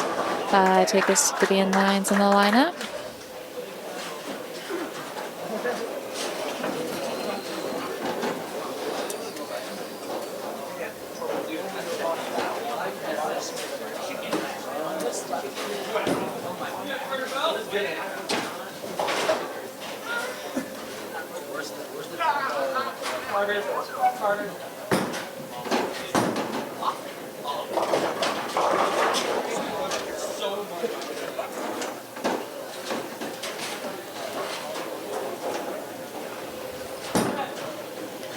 Indian Lions puts that one right down the middle of the lane.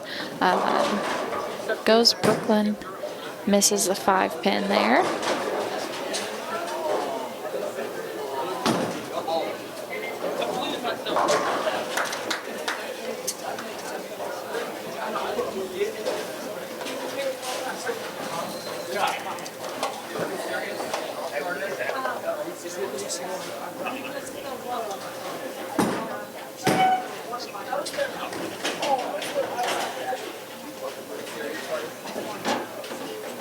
Man, I need a call.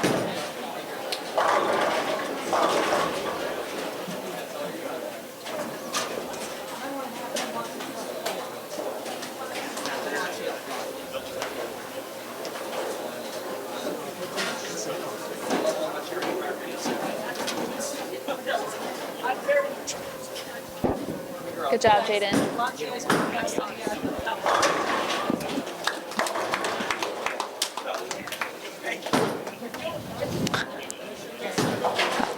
Currently working on a little bit of a water spill here between lanes 6 and 7.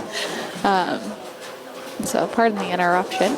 Got Eric McCulley up on lane 6 for the Cyclones. It wasn't as much as I thought it would.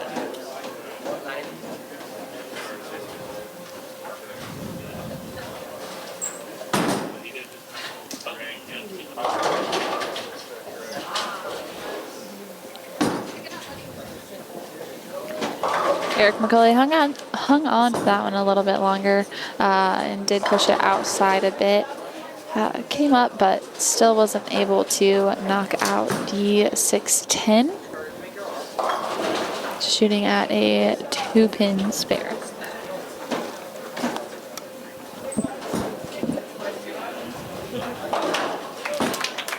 Converts that with no problem, and we'll be back to Caleb Ernst.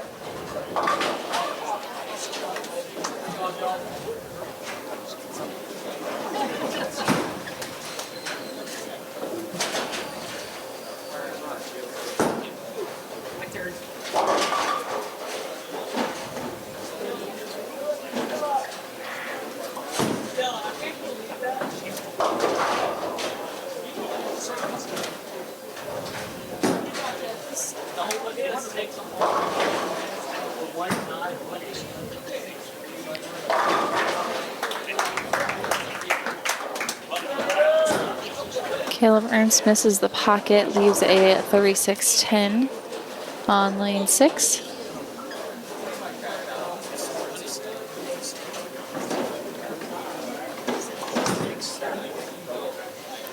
Just gonna chop the 3-6 off of there and leave the 10-pin.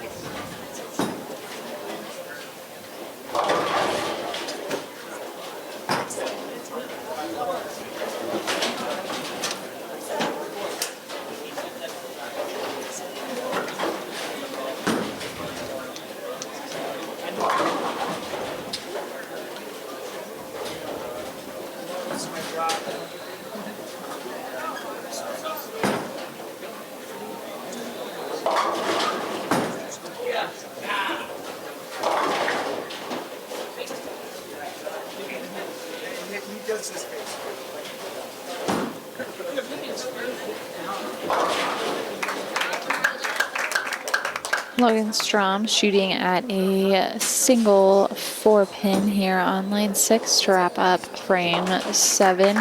Rylan Monahan started frame 8 off with a 5 spare. Now we will have Gideon Lyons.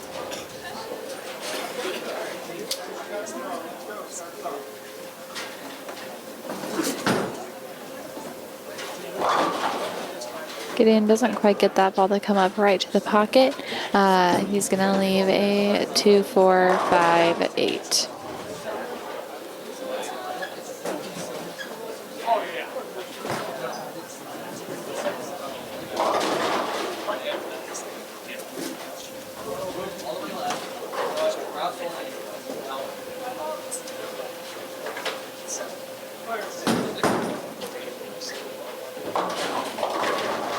Gideon only able to knock off 2 of the 4. Now will be to Gavin Sisson. Our JV boys are starting their 10th frame. They're on lanes 7 and 8. We'll kind of watch as those wrap up. Carter Bell finished with a 111 for Kuemper JV.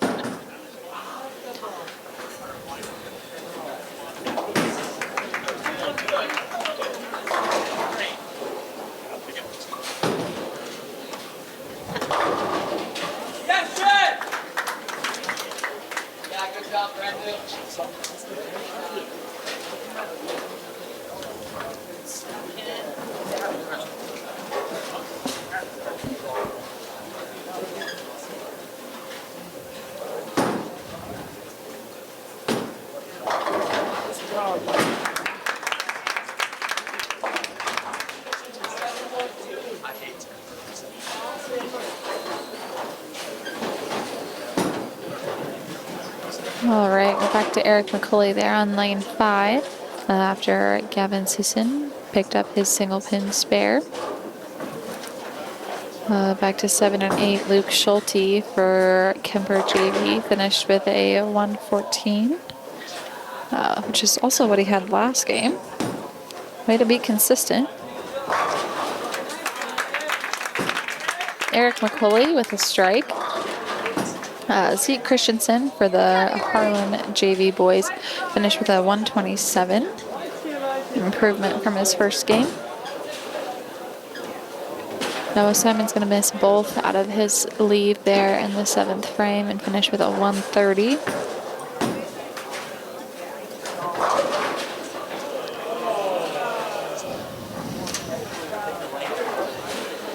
Caleb Ernst with a 7-10 lead. Splits have not been his front tonight. Some bad breaks. Really struggled. This is his first split of the 2nd game though, which is great, but still just struggling to find his spot and make things happen.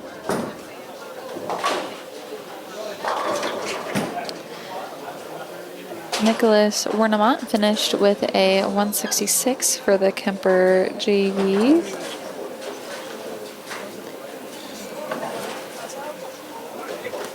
All right, Caleb Ernst was able to knock off one of those in the 8th frame. We'll be down to Logan Strom in the lineup.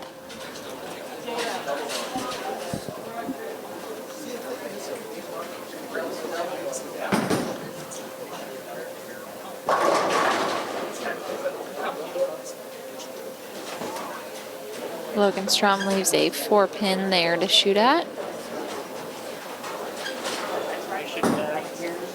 Dylan Bryant finished with a 144 for Kuemper JV.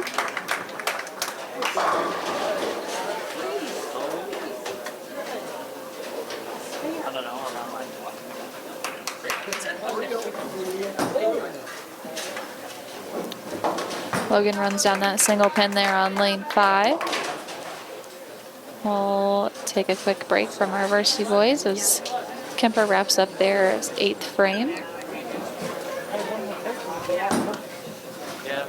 Reese Griffin is going to finish with a 1. Oh, okay. Went away before I could see the score. Shocker. Rylan Monahan up on lane 6, heading into the 9th frame.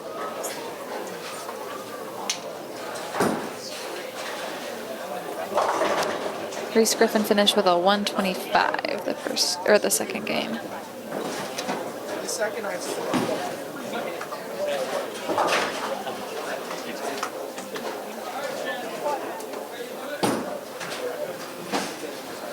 Scott Struwer finished with a 120 for Kuemper JV.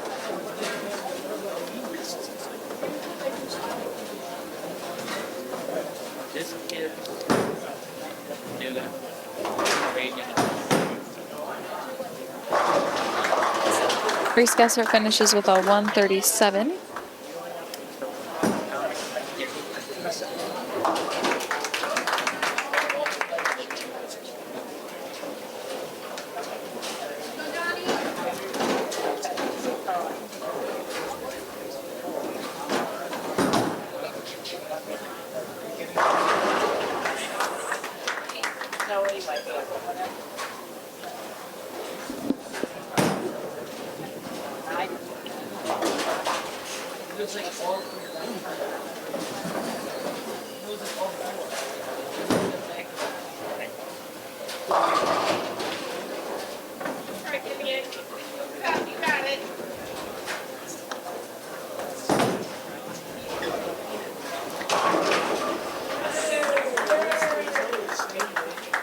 Donovan Smith finishes with a 171 for the Harlan JV.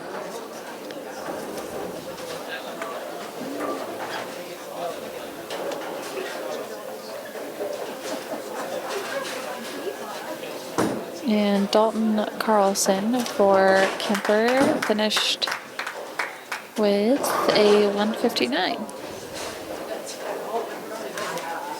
They got 700 We're down by 13 in this game. I don't know. Pretty close. I'm 30.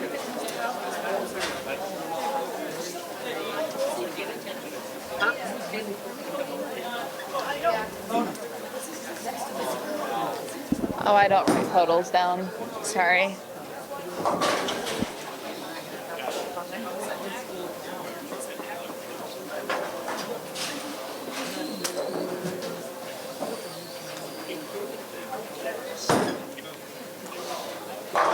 All right, the JV boys have concluded, and our varsity lanes are in their 9th frame. We've got Gavin Sisson shooting at a 5.9. Kuemper has definitely had a much better game. They've got a lot more strikes on the board this time around, and a few less splits, but we've still seen a lot of splits today just across the board. So we'll see how that plays into Baker. I've got Eric McCulley up for the Cyclones on lane 6, and Rylan Monahan starting the 10th frame off for the Cyclones on lane 5, leaves a 410.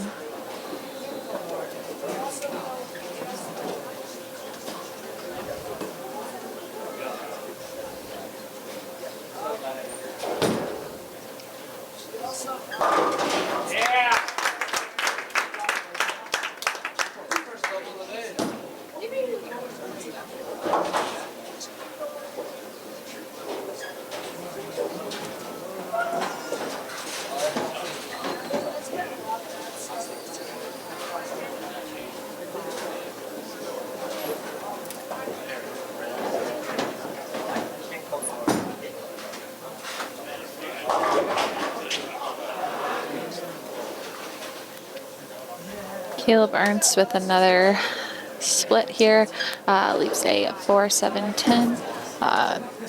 Can easily tell that he's frustrated now. Quite a few splits after kind of figuring it out towards the beginning of this second game. So definitely going to make some changes, I'm sure, before they head into Baker.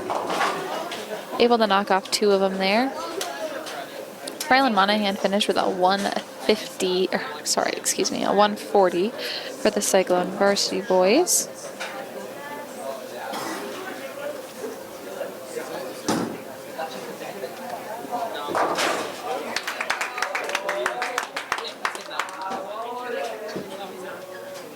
Logan Strom's going to wrap up his 9th frame and leave a 5-pin to shoot at.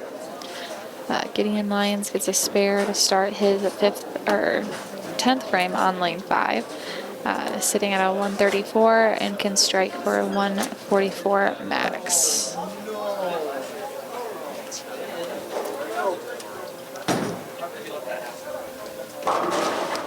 And he will shoot a 143.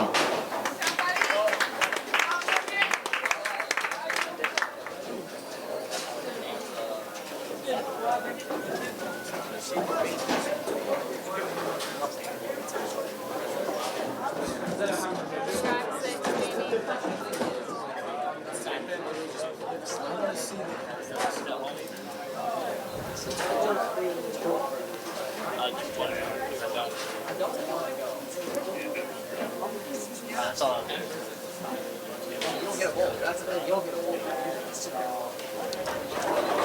just don't care if we're painting it. Because last 2 times we'll take me so.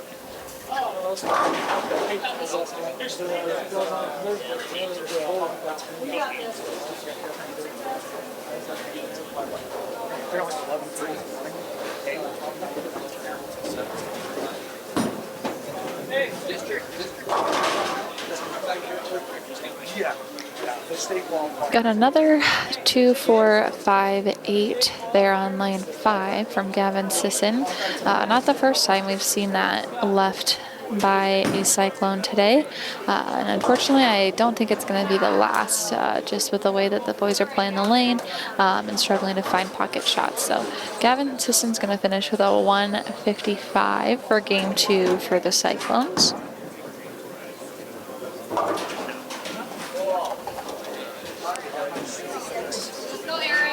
Fletch Batten is going to finish with a 160 for Kuemper.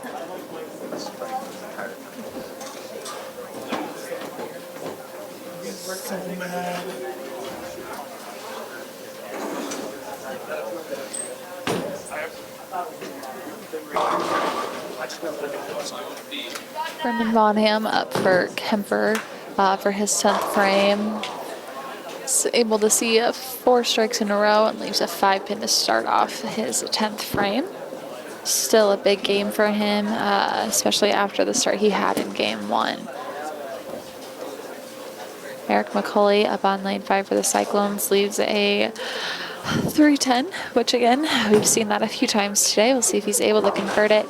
He's going to chop the 3 off there, and he's going to finish with a 176.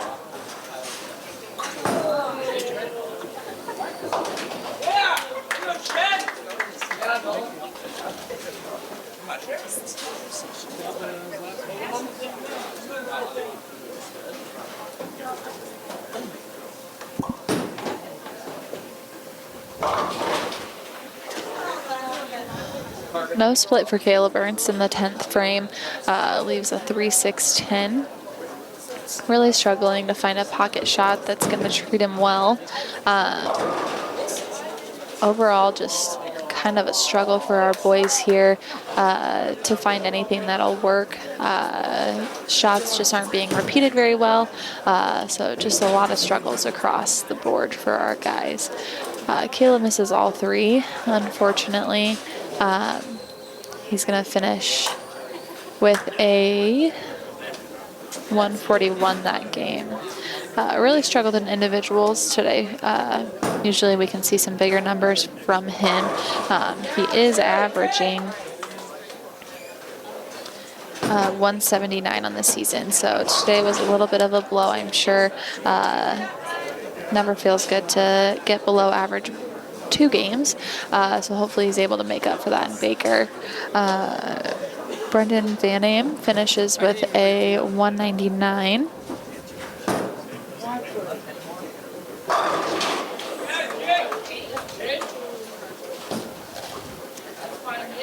Logan Strom just chops 4 off of his lead there to finish with a 155 for the boys. A lot of struggles there in the individual portion for the Harlan Varsity boys. Lost quite a few pins that game. Hopefully they're able to make some of that up in Baker.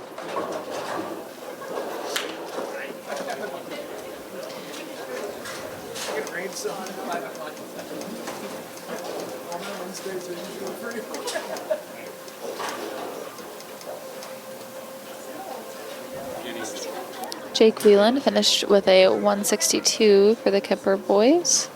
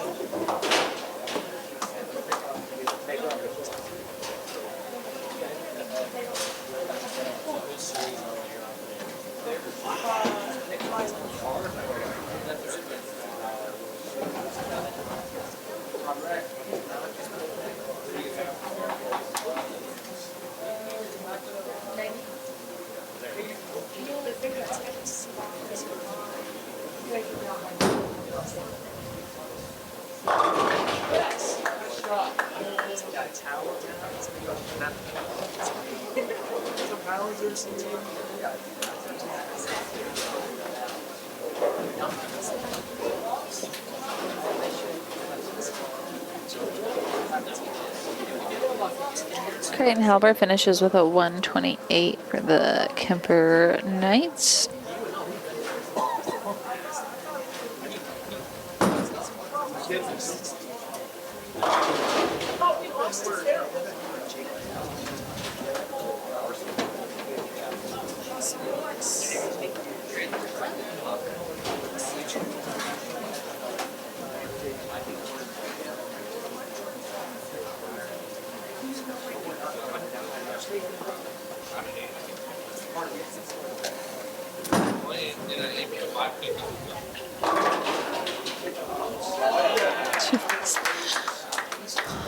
Wasn't quite sure if that fourth pin was going to fall for Joel Schulte there on lane 6.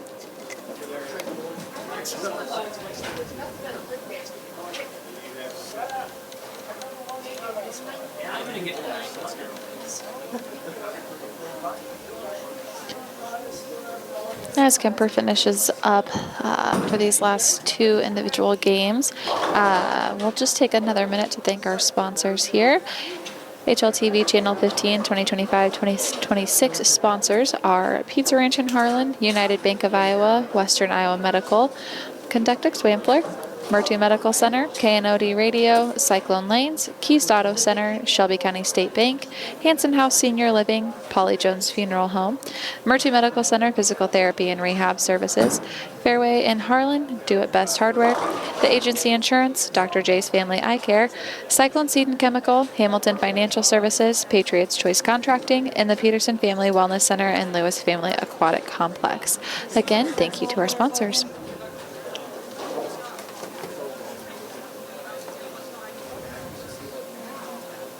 Joel Schulte with Kuemper finishes with a 139.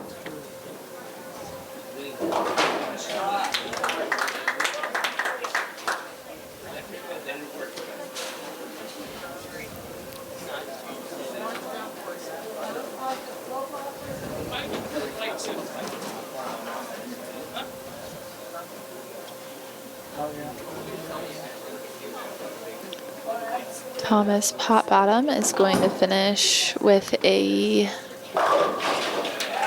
190. All right, we'll take a quick break to reset the lanes for the Baker portion of the match, and we'll be right back. family, service, community. At SCSB, we put our values front and center in everything we do. That means offering incentives and education to help young people start strong financial habits early, supporting our local ag producers and small businesses with the financing they need to succeed, and giving help where and when the community needs it, because we want you to know that we're there for you when you need it. Start your financial future with SCSB, your financial partner for every stage of life. At Keist Auto Center, it's our mission to be the automotive home of Ford, Chevy, and GMC drivers in Southwest Iowa.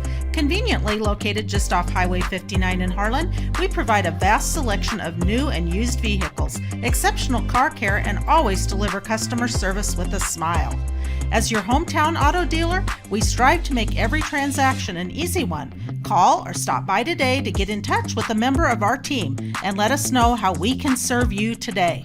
Keist Auto Center, proudly serving Southwest Iowa for over 31 years. Cyclone Lanes in Harlan is your total family fun entertainment center. Known for our homemade buttercrust pizza, we also offer great burgers and a variety of other sandwiches and sides, all available to eat in or carry out. Cyclone Lanes is available for birthday parties, company outings, and church youth groups. Laser bowling starts on Friday and Saturday evenings at 8 p.m. We invite you to come enjoy some fun family entertainment and great food at Cyclone Lanes in Harlan. All right, we are back after a quick break just to reset the lanes for the Baker portion. Just a reminder, if you haven't watched a high school bowling meet before, or you just need a quick refresher, the Baker portion of the meet entails 5 Baker games. The Baker format is more of the team portion of bowling. So we're looking at a bowler that's going to bowl the first and 6th frame, 2nd and 7th, 3rd and 8th, 4th and 9th, and then 5th and 10th. So this is kind of where your team portion comes into play. So for our leadoff tonight, we've got Eric McCauley up on lane 5 for the Harlan varsity boys. He's going to leave a stone 10 pin there. Looking at our scores as we head into the Baker portion, Harlan varsity boys are sitting at a 1568 to Kuemper's 1580, so down just 12 pins. And then our Harlan JV boys have a 1390 to Kuemper JV boys 1381, so up by 9 pins there. So definitely some room just to make up some of that loss there in the second game, the second individual game for our varsity boys. And our JV boys just need to keep up what they're doing. Hopefully are able to make that lead a little bit larger here during the Baker portion. Eric McCauley starts off Baker for the boys by missing that 10 pin there. We've got Gavin Sisson in the 2 spot. He's going to put all 10 back. Gideon Lyons in the 3-man spot.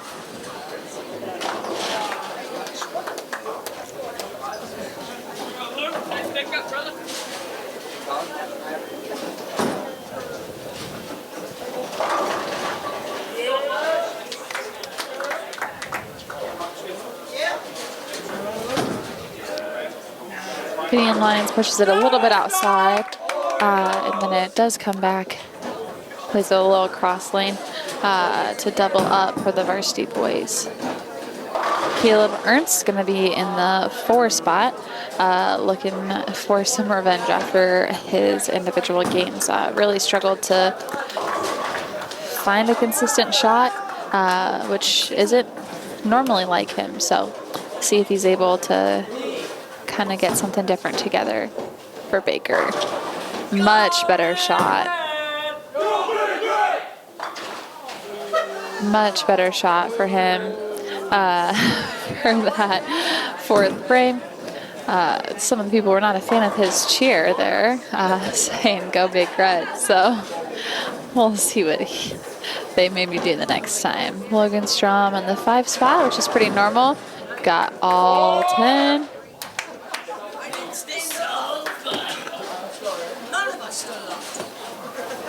All right.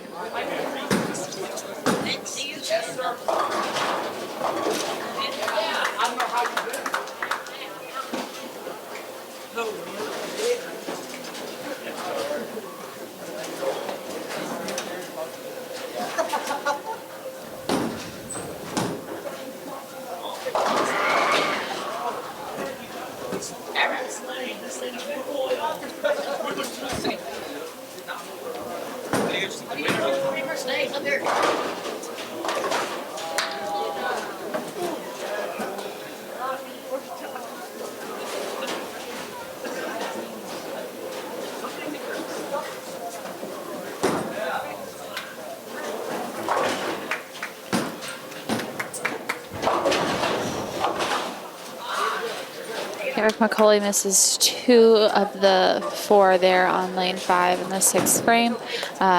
We take us back to Gavin Sisson. Varsity boys are making up some pins here in the first Baker game. Hopefully we're able to get back on the striking spree that they had during those 2nd through 4th frames. Just kidding. We have our 2nd Lily of the night there on lane 5 from Gavin Sisson. So again, this is the 5-7-10.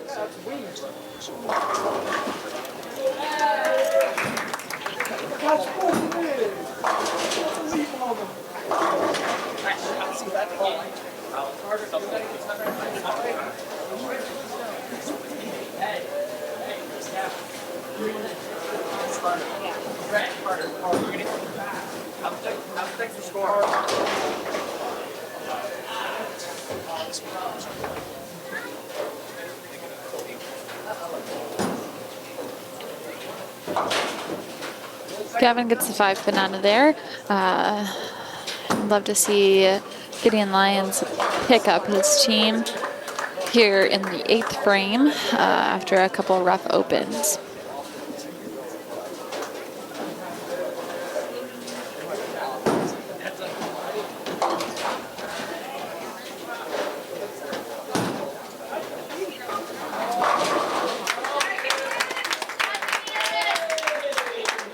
Gideon puts all 10 back, and we will be back to Caleb Ernst in the lineup.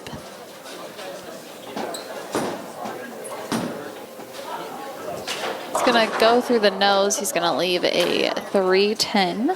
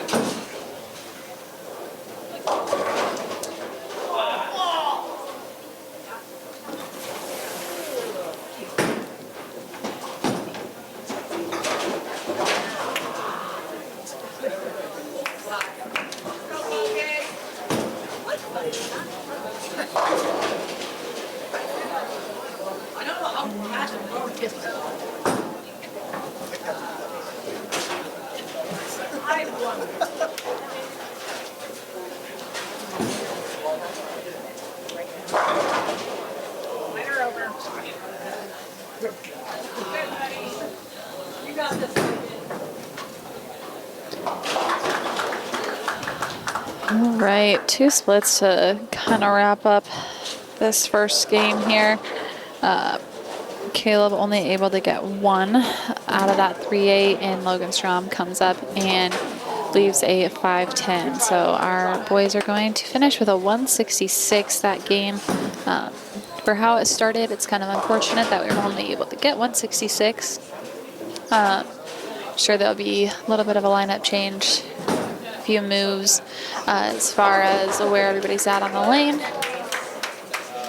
And then we'll recover in this next game.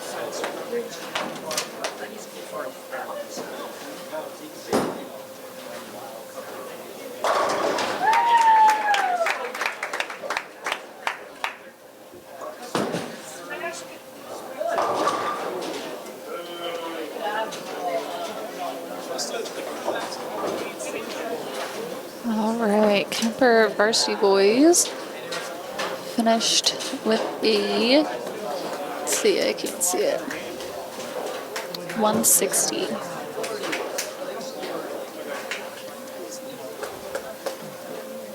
So we were able to get 6 pins there.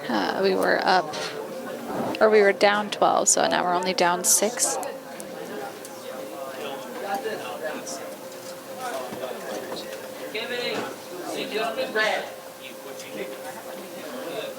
Our JV boys were able to gain a few more pins that game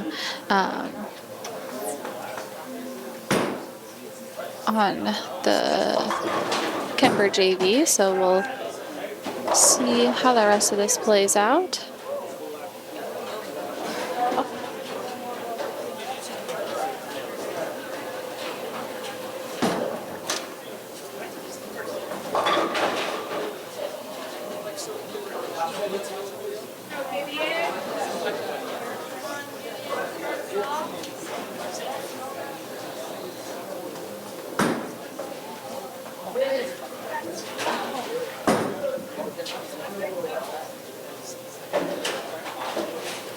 Gideon Lyons has moved to our leadoff for Harlan here on lane 6.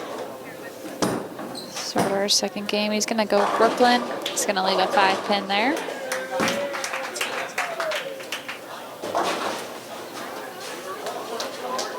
Just last week, our varsity boys were able to beat the old school record for a 15 Baker game set. They were able to roll a 2665, which was priorly held at a 2432 in the 2022-2023 season. The 15-game Baker competitions have only been in play since the 2020-2021 season, and that is now how they do the team qualifying for state. So you bowl 15 Baker games and a 5-game pair rotation. So you're seeing a few different sets of lanes during this, which definitely is not an advantage to the bowlers. You know, you kind of have to scout how the other lanes have been playing. Is there anybody else that bowls like you that might have broke down the same line that you were playing? Do you have any lefties? What's the left side of the lane look like? So there's a lot of things that can go into play when you're rotating lanes versus like tonight when they're bowling 2 individual games and 5 Baker games all in the same pair. So you definitely see some changes when you go to the state qualifying meets, which is kind of a good thing. It gets them ready for what college could look like if they continue to bowl at the next level. So it's kind of interesting to see how high school bowling has evolved in recent years. Instead of just doing the 2 individual games and 5 Baker games for everything. And I was in high school in 2012 to 2016. That's all we did was the 2 individual games and 5 Bakers. We didn't have any more, any less. It's just always what it was. So it's kind of interesting to see this.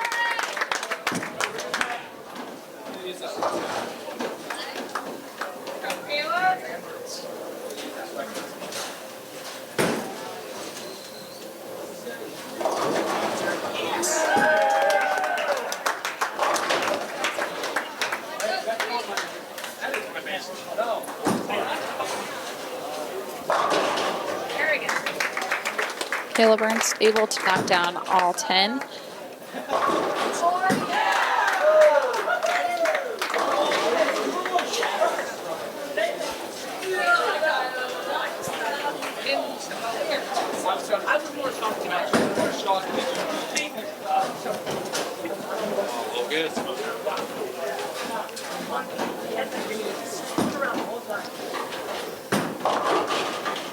Strong goes through the nose a little bit there, leaves a 36-10 to shoot at.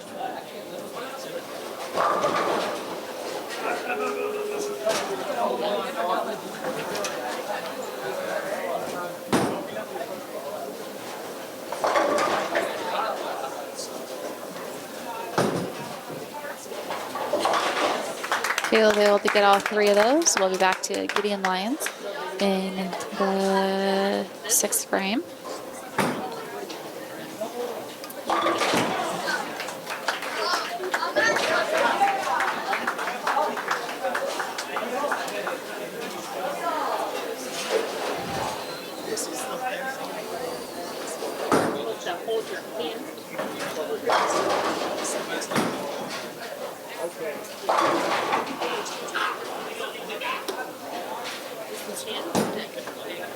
Gideon Lions is going to go Brooklyn and leave a 10 pin.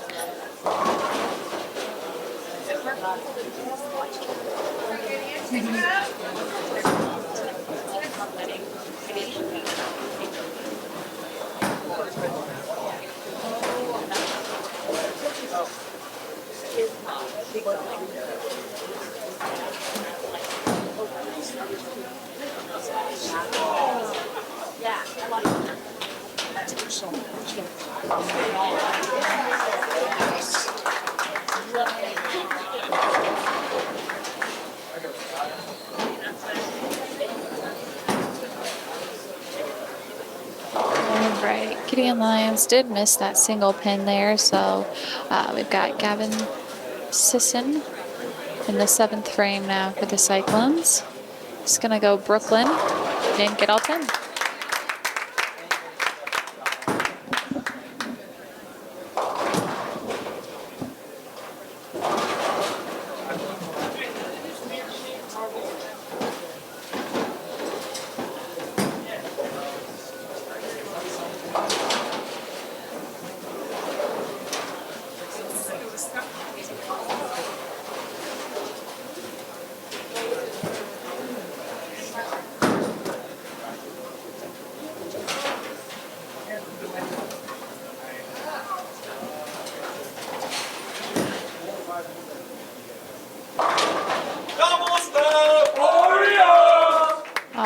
Eric McCulley able to get all 10 back.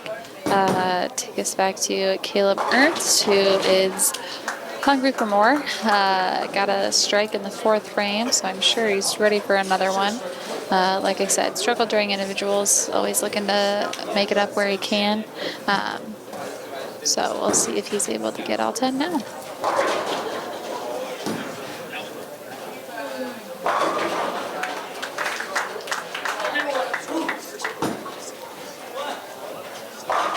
And he does. Gobble, gobble. No. That's not what you're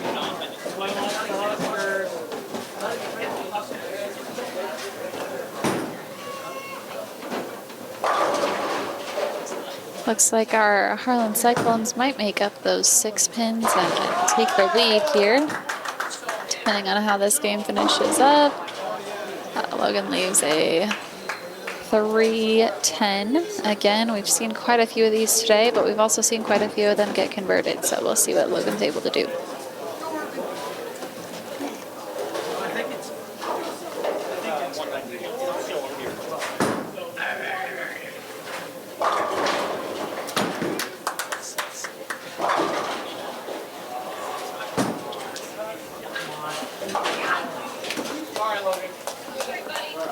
All right, our boys are going to finish with a 188.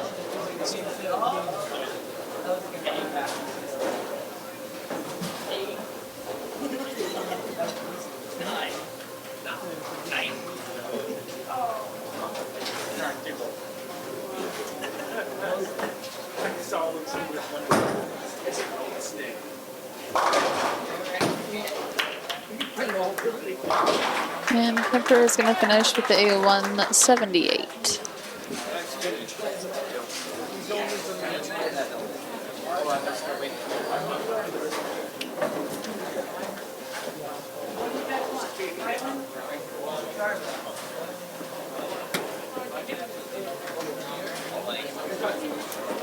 Harlan JV boys finished with a 191 that game.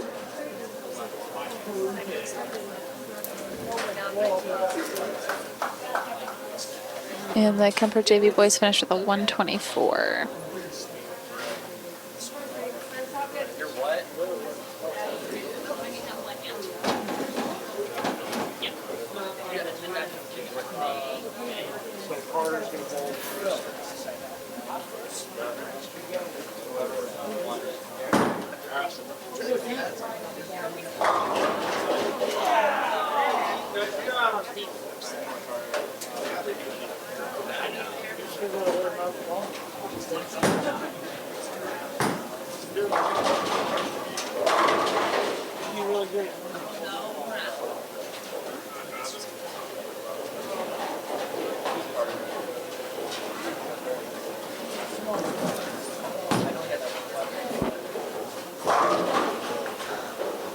Eric McCauley starts off the third Baker game with a 5-10 split.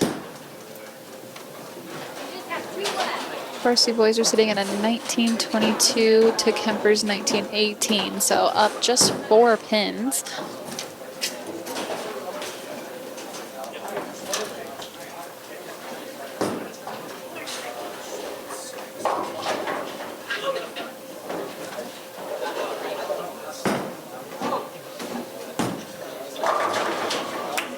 Eric's gonna get the 1. We got the 5 pin out of that. We've got Rylan Monahan in the lineup now in the 2 spot.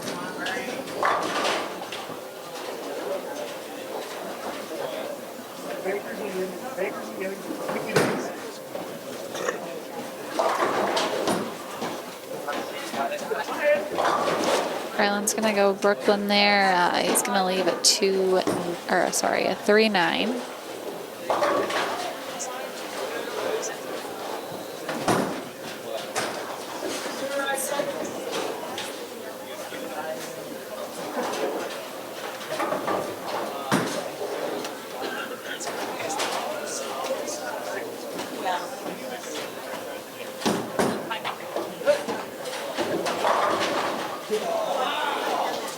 All right, Rylan misses both of those.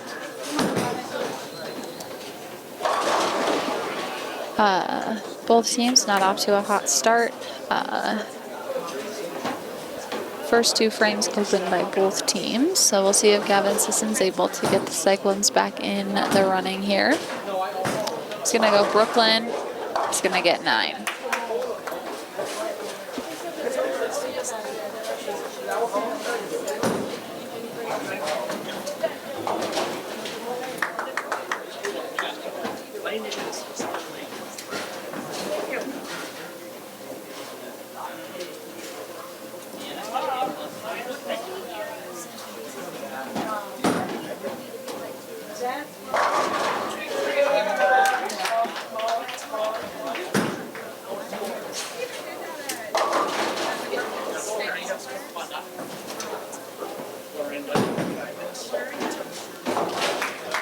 Gavin able to cover his single pin spare there.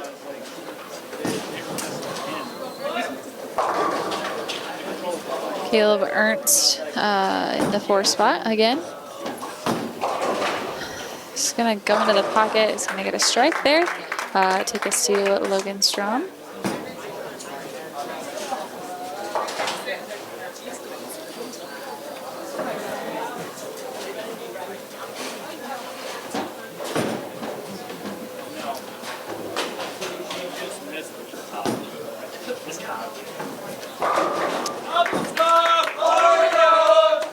Logan Strom able to double up in the 5th frame there for the Cyclones. Takes us to Eric McCauley for the second half of this 3rd Baker game.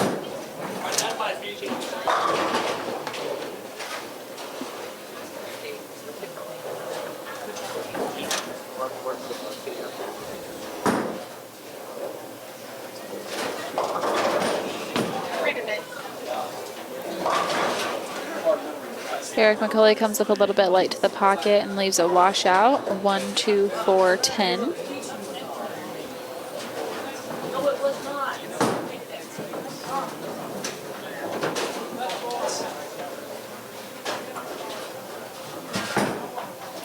Kuemper struggling a bit in this 3rd Baker game. Only 1 fill so far in the 3rd frame.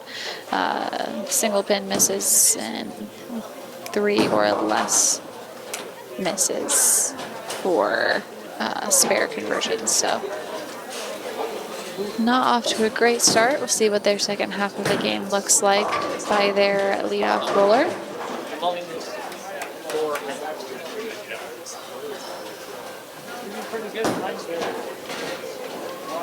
Harlan Monahan able to get into the pocket, comes up a little bit high, leaves a 4-7.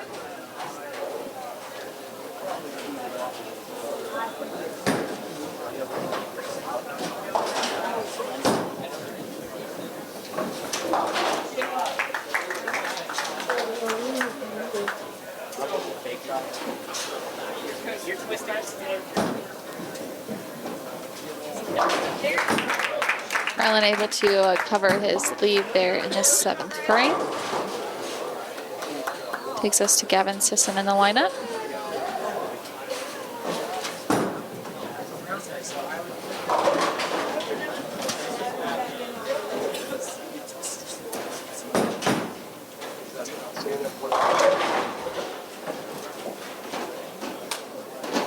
Leaves a 4-5-7 in the 8th frame here for the Cyclones. Would love to see a 2 count. As of now, not too worried about the Cyclones losing those 4 pins that they gained the last game, as it has been a struggle for both teams this Baker game.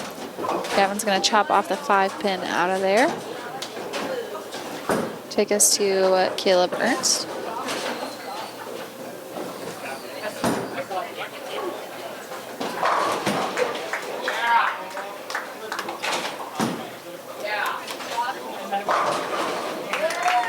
Caleb hits right in the pocket. I'm betting he wished he found this line during the individual portion of tonight's match. So he looks pretty confident in where he's playing right now, which is great. Got Logan Strum up in the 10th frame.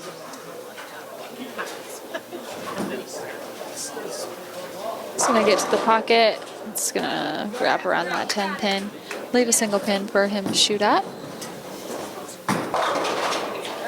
Kuemper making a comeback with a double now in the 9th frame.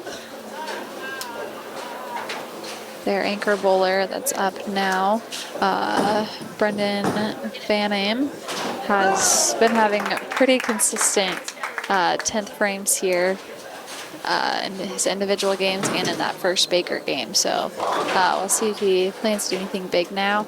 He's going to leave us 3 count spare there, the 2-4-5. Still gain some pins back on that after having a double.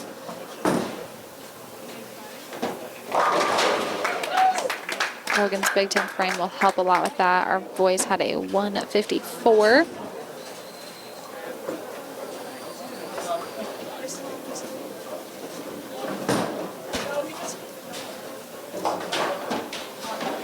Brennan only able to chop 1 off of that. Kuemper is going to finish with a 129 there. Kuemper JV boys finished with a 151 that game. And our Harlan boys finished with a 126.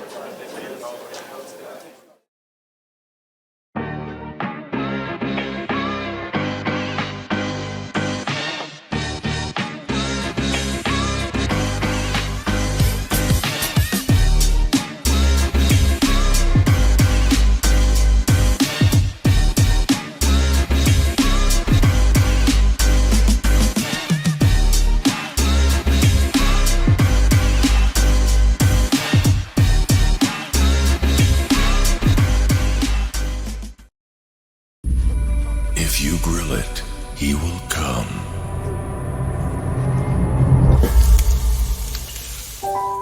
Hey.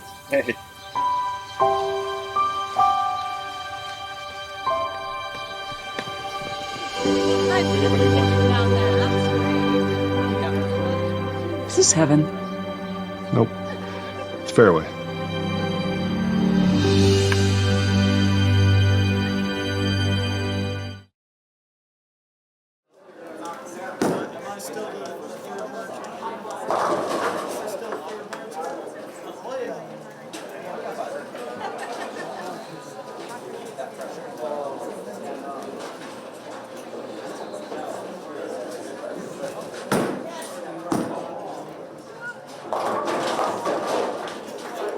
And just a reminder, this is our last home meet of the season as well. Next competition for our boys following the conclusion of tonight's match will be the Hawkeye 10 tournament on Friday, February 13th in Council Bluffs at Bolero. And then that following Monday, February 16th, they will have their state qualifying tournament in Carroll at Starline Lanes. I got it. Great. I got it. Come on, Brown. You got it up there.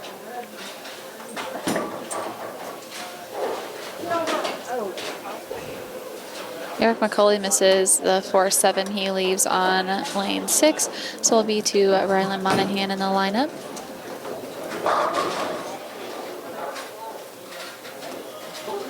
Our JV boys still sitting in an 18.53 to Kuemper's 17.73. So we do have a few pins there still. Varsity boys are still up at a 20.76 to a 20.47.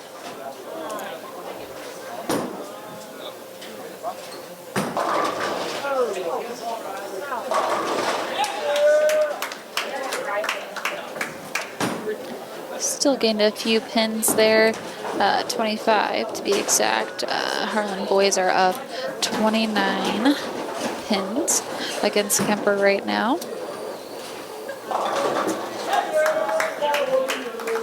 Rylan Monahan shooting at a single 9-pin. I'm just going to run that one down. We'll see Gavin Sisson. Looks like he's sitting in the 3 spot for the Harlan Cyclones.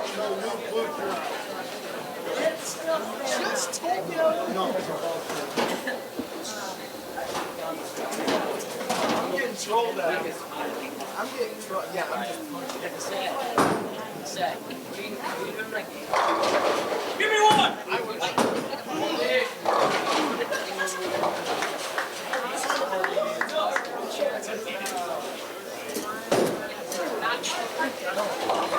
Gavin Sisson doesn't quite get to the pocket there. Leaves a single 2-pin. Knocked down quite a few more than I thought he was going to. They felt pretty slow.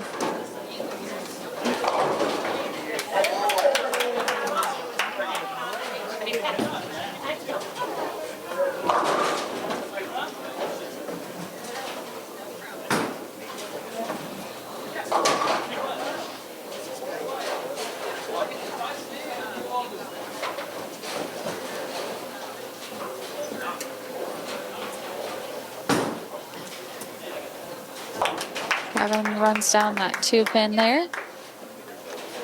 Caleb Ernst up for the Cyclones.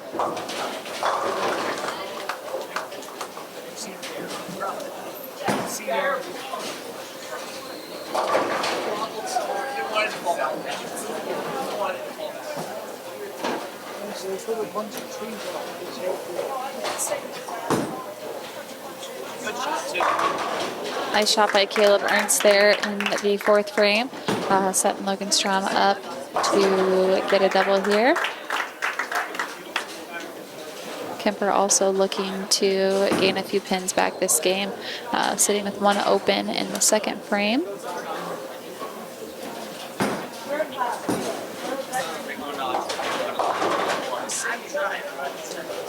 Logan's going to leave a 4-7 to shoot at.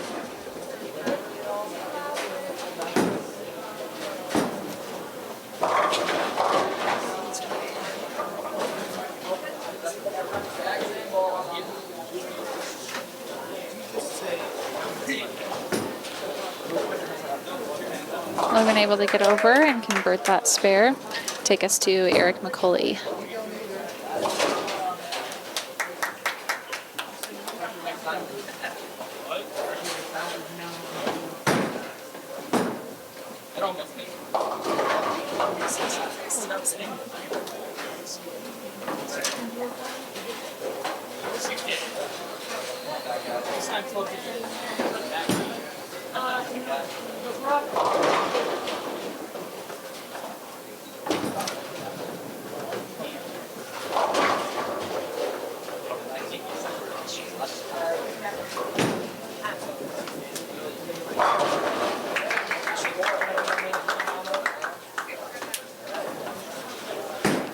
Eric McCauley shooting at his single 3-pin here in the 6th frame of tonight's match.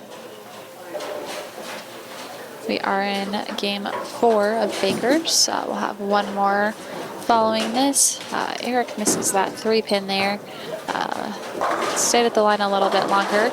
Definitely upset with himself about that. We'll go to Rylan Monahan for the 7th frame.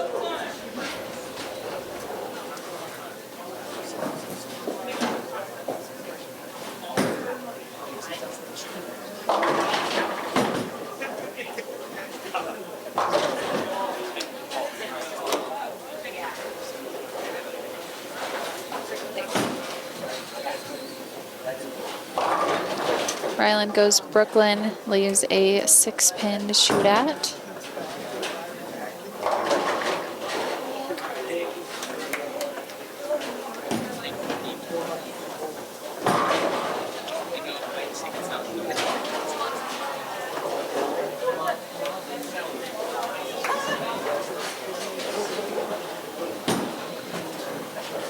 Ryland looks good, covers that 6-pin.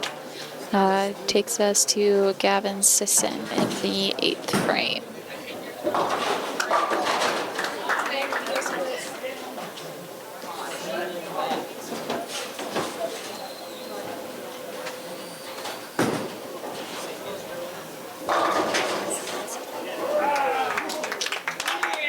Gavin goes Brooklyn.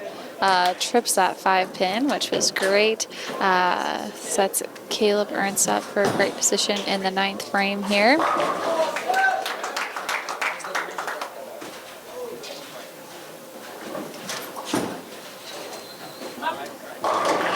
Gets all 10.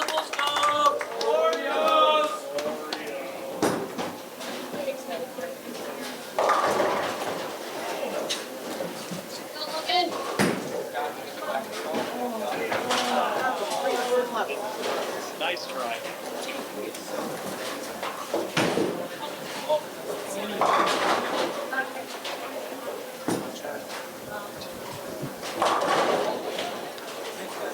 Logan gets a 7 count there to start off the 10th frame. Leaves a 2-4-5 to shoot at.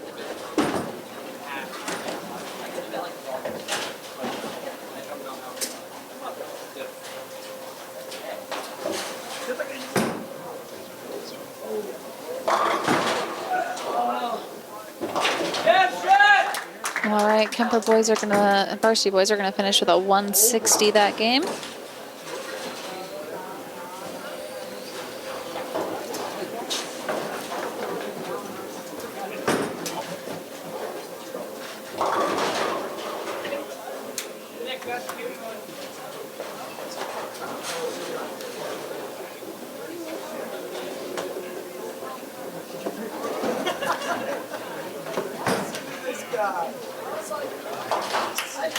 Harlan boys finished with a 168 that game, increasing their lead to, excuse me, what did I say? 68. All right. Have fun this game.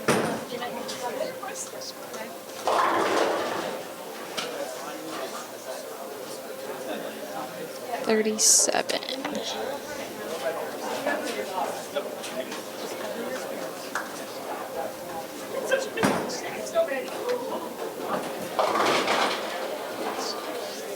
Harlan JV boys are going to finish with a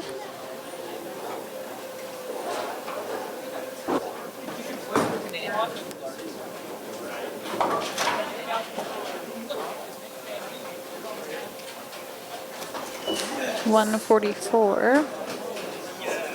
And Kuemper JV is going to finish with the 143. All right, we're going to head into the final Baker match of tonight's meet. We've got Gideon Lyons in for the leadoff for the Cyclones on lane 5.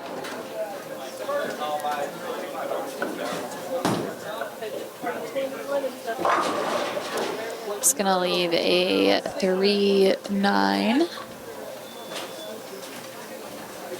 Our varsity boys are sitting at a 22:44 to the Kuemper Knights 22:07.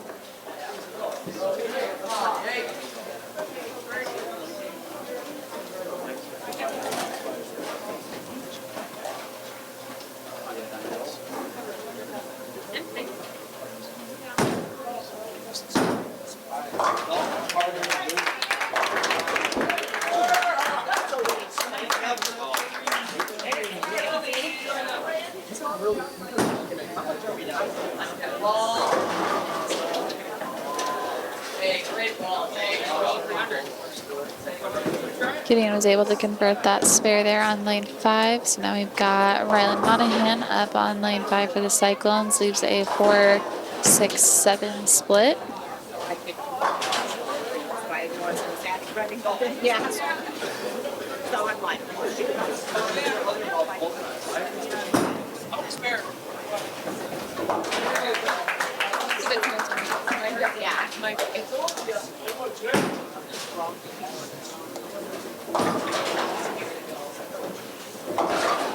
Where you get to? Here's it.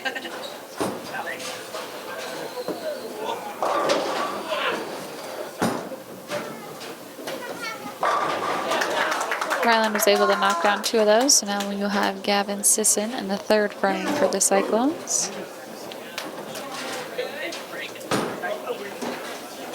See if I can pop up and go through the nose and leave a 6-10.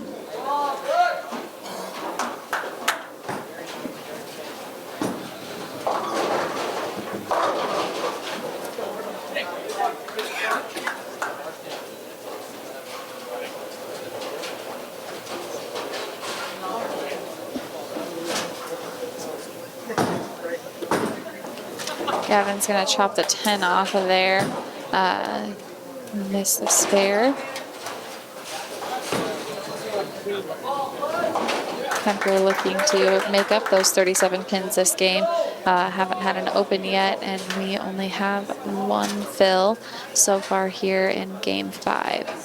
Could use a really big ball here from Logan. There we go. Move Logan to the 4 spot. We've got Caleb in the 5 spot now. Double up here would be huge for our varsity boys. Make sure they keep up some of these points. So we'll see what Caleb's able to do. He's going to go through the nose. Another 3-10.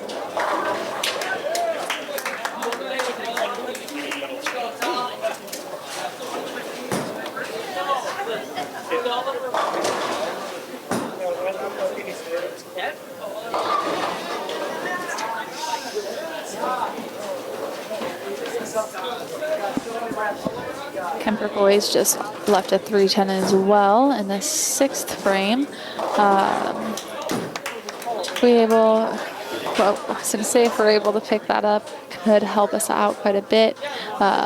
Caleb only covers 1 of them.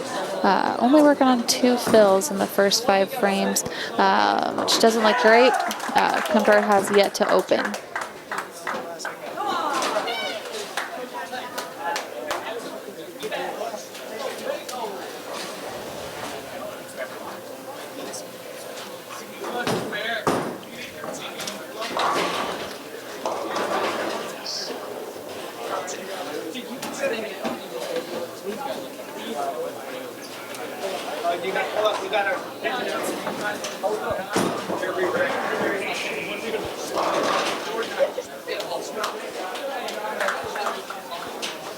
Gideon with a 6 count there in the 6th frame, leaves a 1, 2, 4, 8. Really need this spare here. The gap of 37 pins has come to a close. Really need all fills here to keep the win.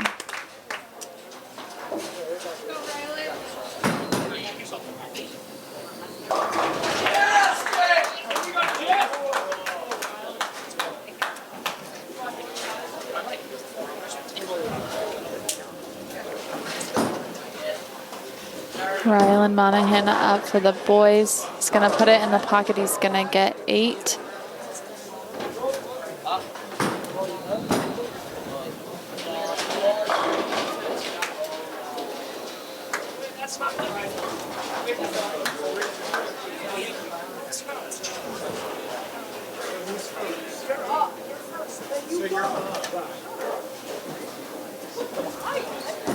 Really need to see a fill here from Rylan.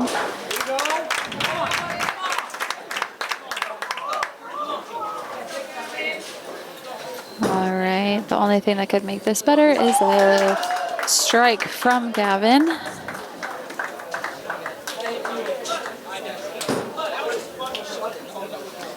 Harlan needs to slow down, let Kuemper get ahead, just see what they need here.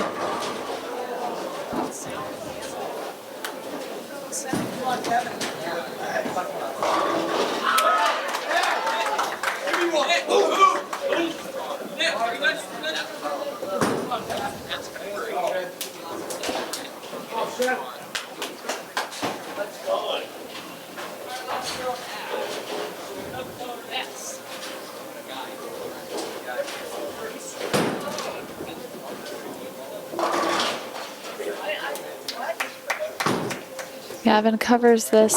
Cyclones are still in it. Really need 10 here from Logan.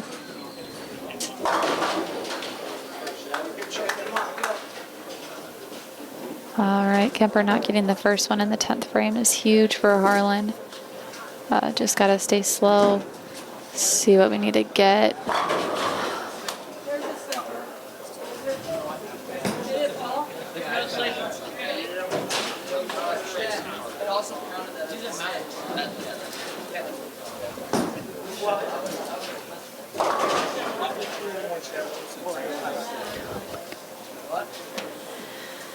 It's really going to come down to the last frame here. Sitting at a 129. Kuemper, for whatever reason, missed this. That would help us out a ton.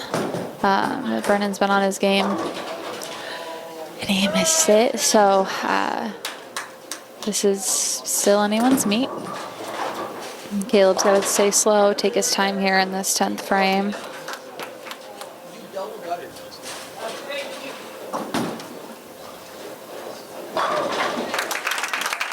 All right, that first one was huge. Kuemper finished with a 183.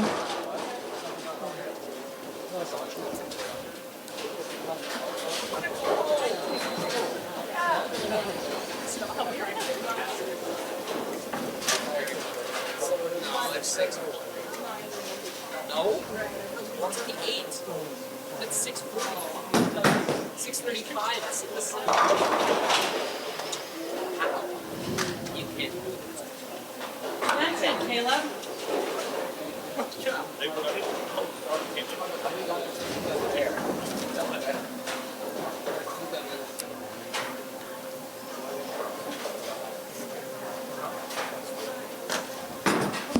They're good. It's 25 right now. So if he gets one of these, then it's 24, but he's fine.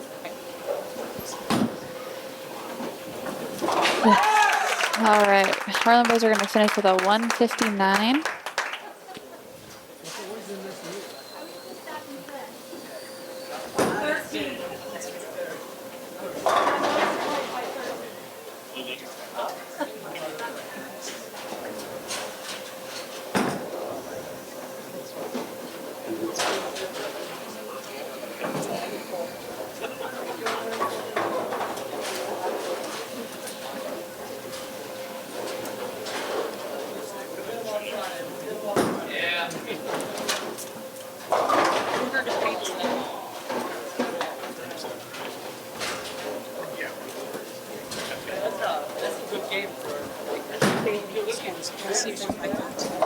Okay, thank you. That's all I need. I have the rest of it done. All right, so your Harlan Community varsity boys are going to walk away with a win tonight by 13 pins at Cyclone Lanes. It really did come down to that last game. Kuemper did have a great game. Their open in the 10th frame did tremendously help the Cyclones. pins just were not falling for us in the first few frames there, but we were able to make up for it. And our JV boys are also going to walk away with a win tonight as well. So great meet here to end the season and the regular season. So we wish our boys best of luck in their conference meet on Friday and their state qualifying meet on Monday. Thanks for tuning in to Cyclone varsity and JV bowling this season. I want to give a big thank you to our host Cyclone Lanes for continuing to organize the bowling alley for these meets. I know all of the student athletes do stay and help put everything back, so we do greatly appreciate that as well. It's always fun to host these and announce, so we'll see you next season.